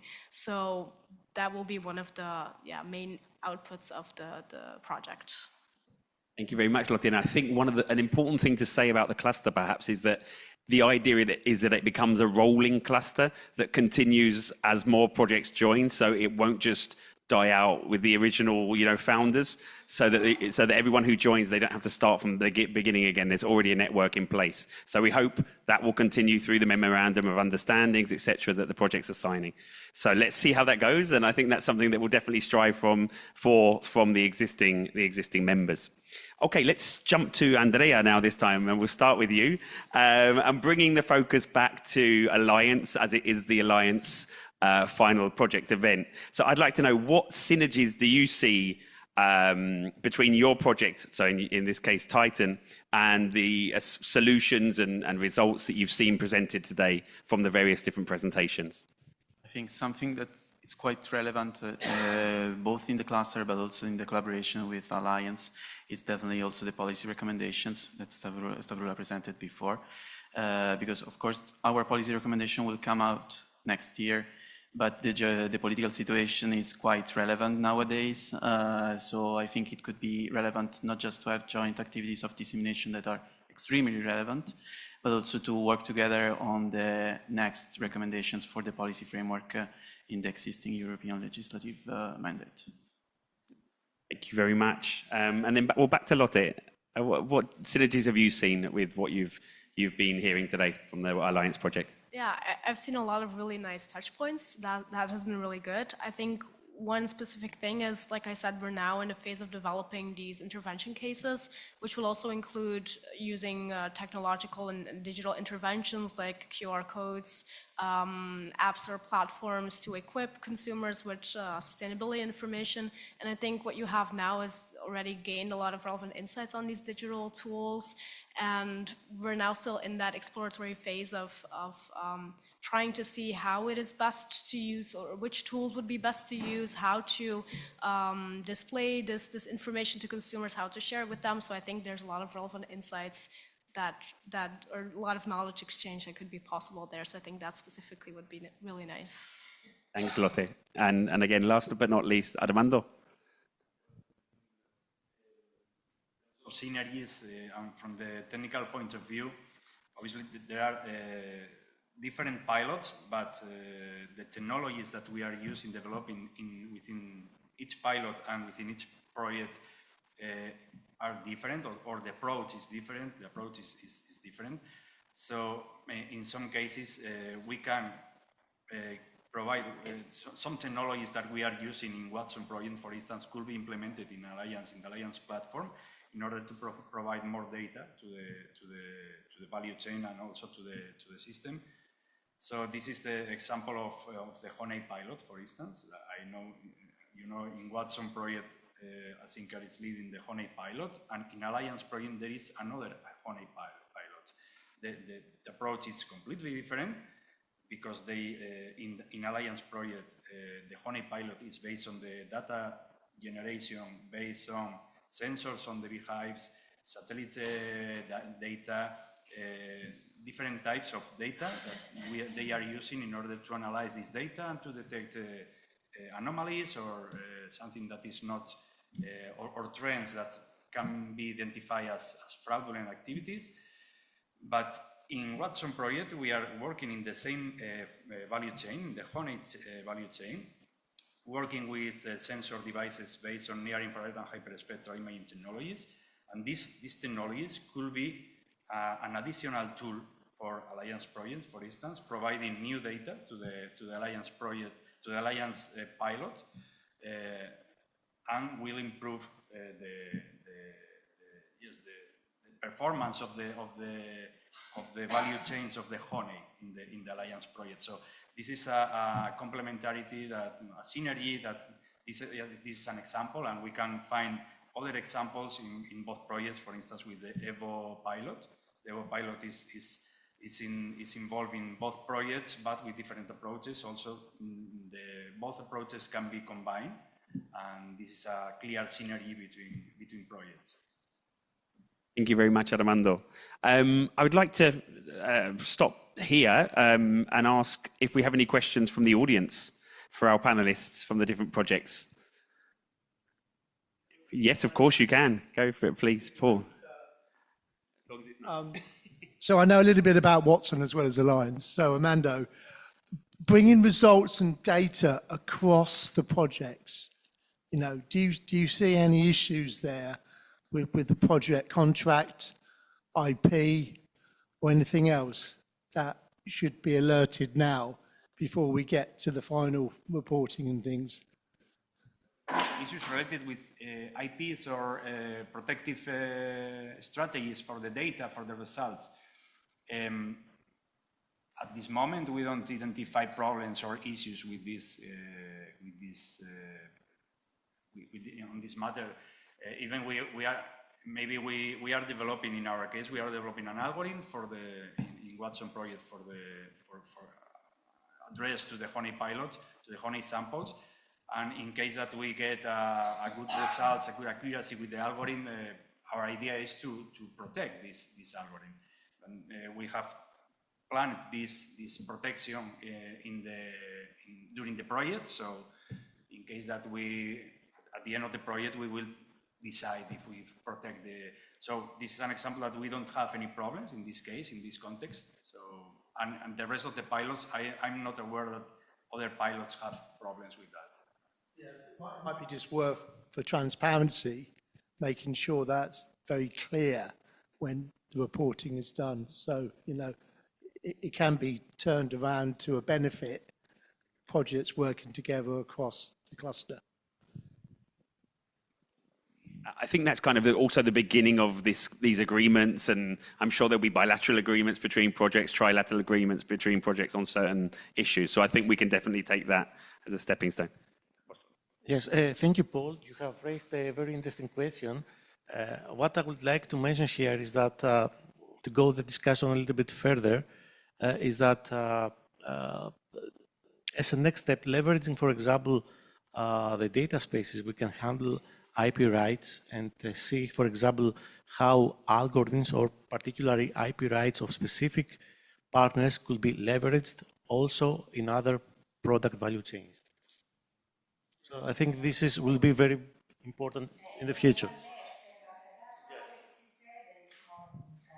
Eva from ILVO left, but that's why what she said, she pointed out this morning that data spaces can be used for agree about the data use and things like that. So solutions are there.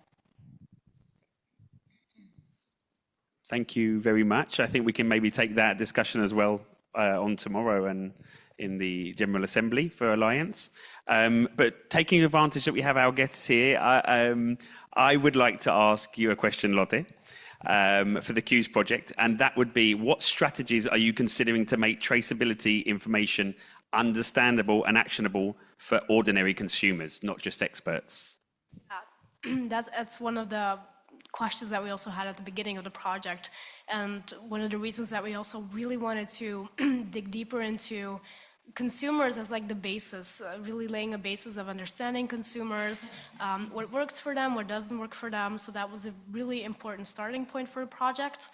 And I also noticed some of these things being discussed today, so I think it's also something that Alliance has been focusing on as well. But, well, for instance, we're considering things like using a lot more interactive elements, because this is something that we know that works for consumers. It's not just overloading them with information, but rather making it tangible, interactive, and more fun for them. And especially also the fun element is something that's important. So for instance, also in one of the intervention cases where we work with children, we've created a game to make it more fun, to make it more interactive. And yeah, really depending on who the type of consumer is, trying to make it just a lot more easier for them. So trying to also make that trade-off between, okay, we want to be transparent and make sure that they have all the information, but also taking into account that they're not going to use all the information. So we also got to be short, selective, and use the information that's going to be most relevant to them. So it's kind of a trade-off between giving everything and being as transparent as possible, but that not working because it's too much. So that's something that we're considering now. It's important also maybe not to overload the consumers with information, and that was something that came out of the discussion at the Amico Foods conference. We were discussing about how we communicate with consumers, and that was one of the important points as well. So thank you for that. And Andrea, I'd have a question for you. It's quite a big question though, maybe. But what is the expected impact of Titan after the end of the project? Let's say that one of the questions that we are in some way posing ourselves, considering that next year we're going to have our final conference, is how to ensure that we have a long-term impact with the pilots themselves. So one thing that I said already is to have an exploitation plan directly within the pilots themselves. But it's important also to ensure that we have a long-term impact also on the policy aspects again, because just an example, 3 years ago, the project started with the CSRD, so the Corporate Sustainability Reporting Directive, and it went at the end of the mandate of the previous mandate, let's say, of the European Commission, in which sustainability was really something big in some ways. And now, 3 years later, we are seeing something completely different with Omnibus proposal, the stop the clock, and so on. So I think to ensure long-term sustainability and impact is also to see the policy framework in which we are working. So this is another time a call to action in some ways to work together also on this. Brilliant. Thank you very much to all three of you. Thanks for coming, for giving your time and to showcase what you're doing in your projects. Just from the EU cluster point of view, at present there is a LinkedIn page, so please find it and join and follow it, and you'll find all the updates on the different events and joint activities that will be being carried out by the EU cluster. And I'm sure you'll hear from Lotte, Andrea, and Armando at one of the events that they'll be doing. So thank you very much for participating today. And that brings us almost to the end of the event. I would just like to ask our coordinator, Stavroula, to provide some closing remarks. And I think we can end the event there. But thank you very much for coming.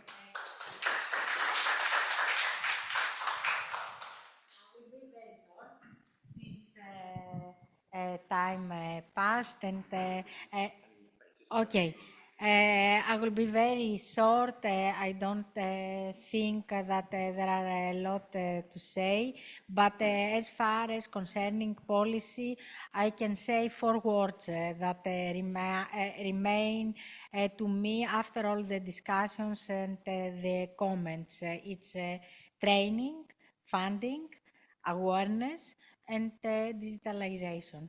That 4 words remain to me as the recommendation. Of course, this should be expand and should address the different stakeholders, but I believe that these are the main focus of what we have to propose to the different stakeholders that should implement in the next coming years. And as for Alliance, I would like to point out that we will try to continue what we are doing, no matter how we will manage it with other funding, with other activity, and to keep the results alive, try to sustain the results and to deploy in different sectors or to expand this through our pilots or other pilots. So thanks for being here, and we'll see. It was a very nice journey, all these 3 years. Thanks a lot to Lisbon Council for organizing this, and unfortunately Annalisa couldn't manage, but okay. Well, thanks a lot to Annalisa, John, and everybody.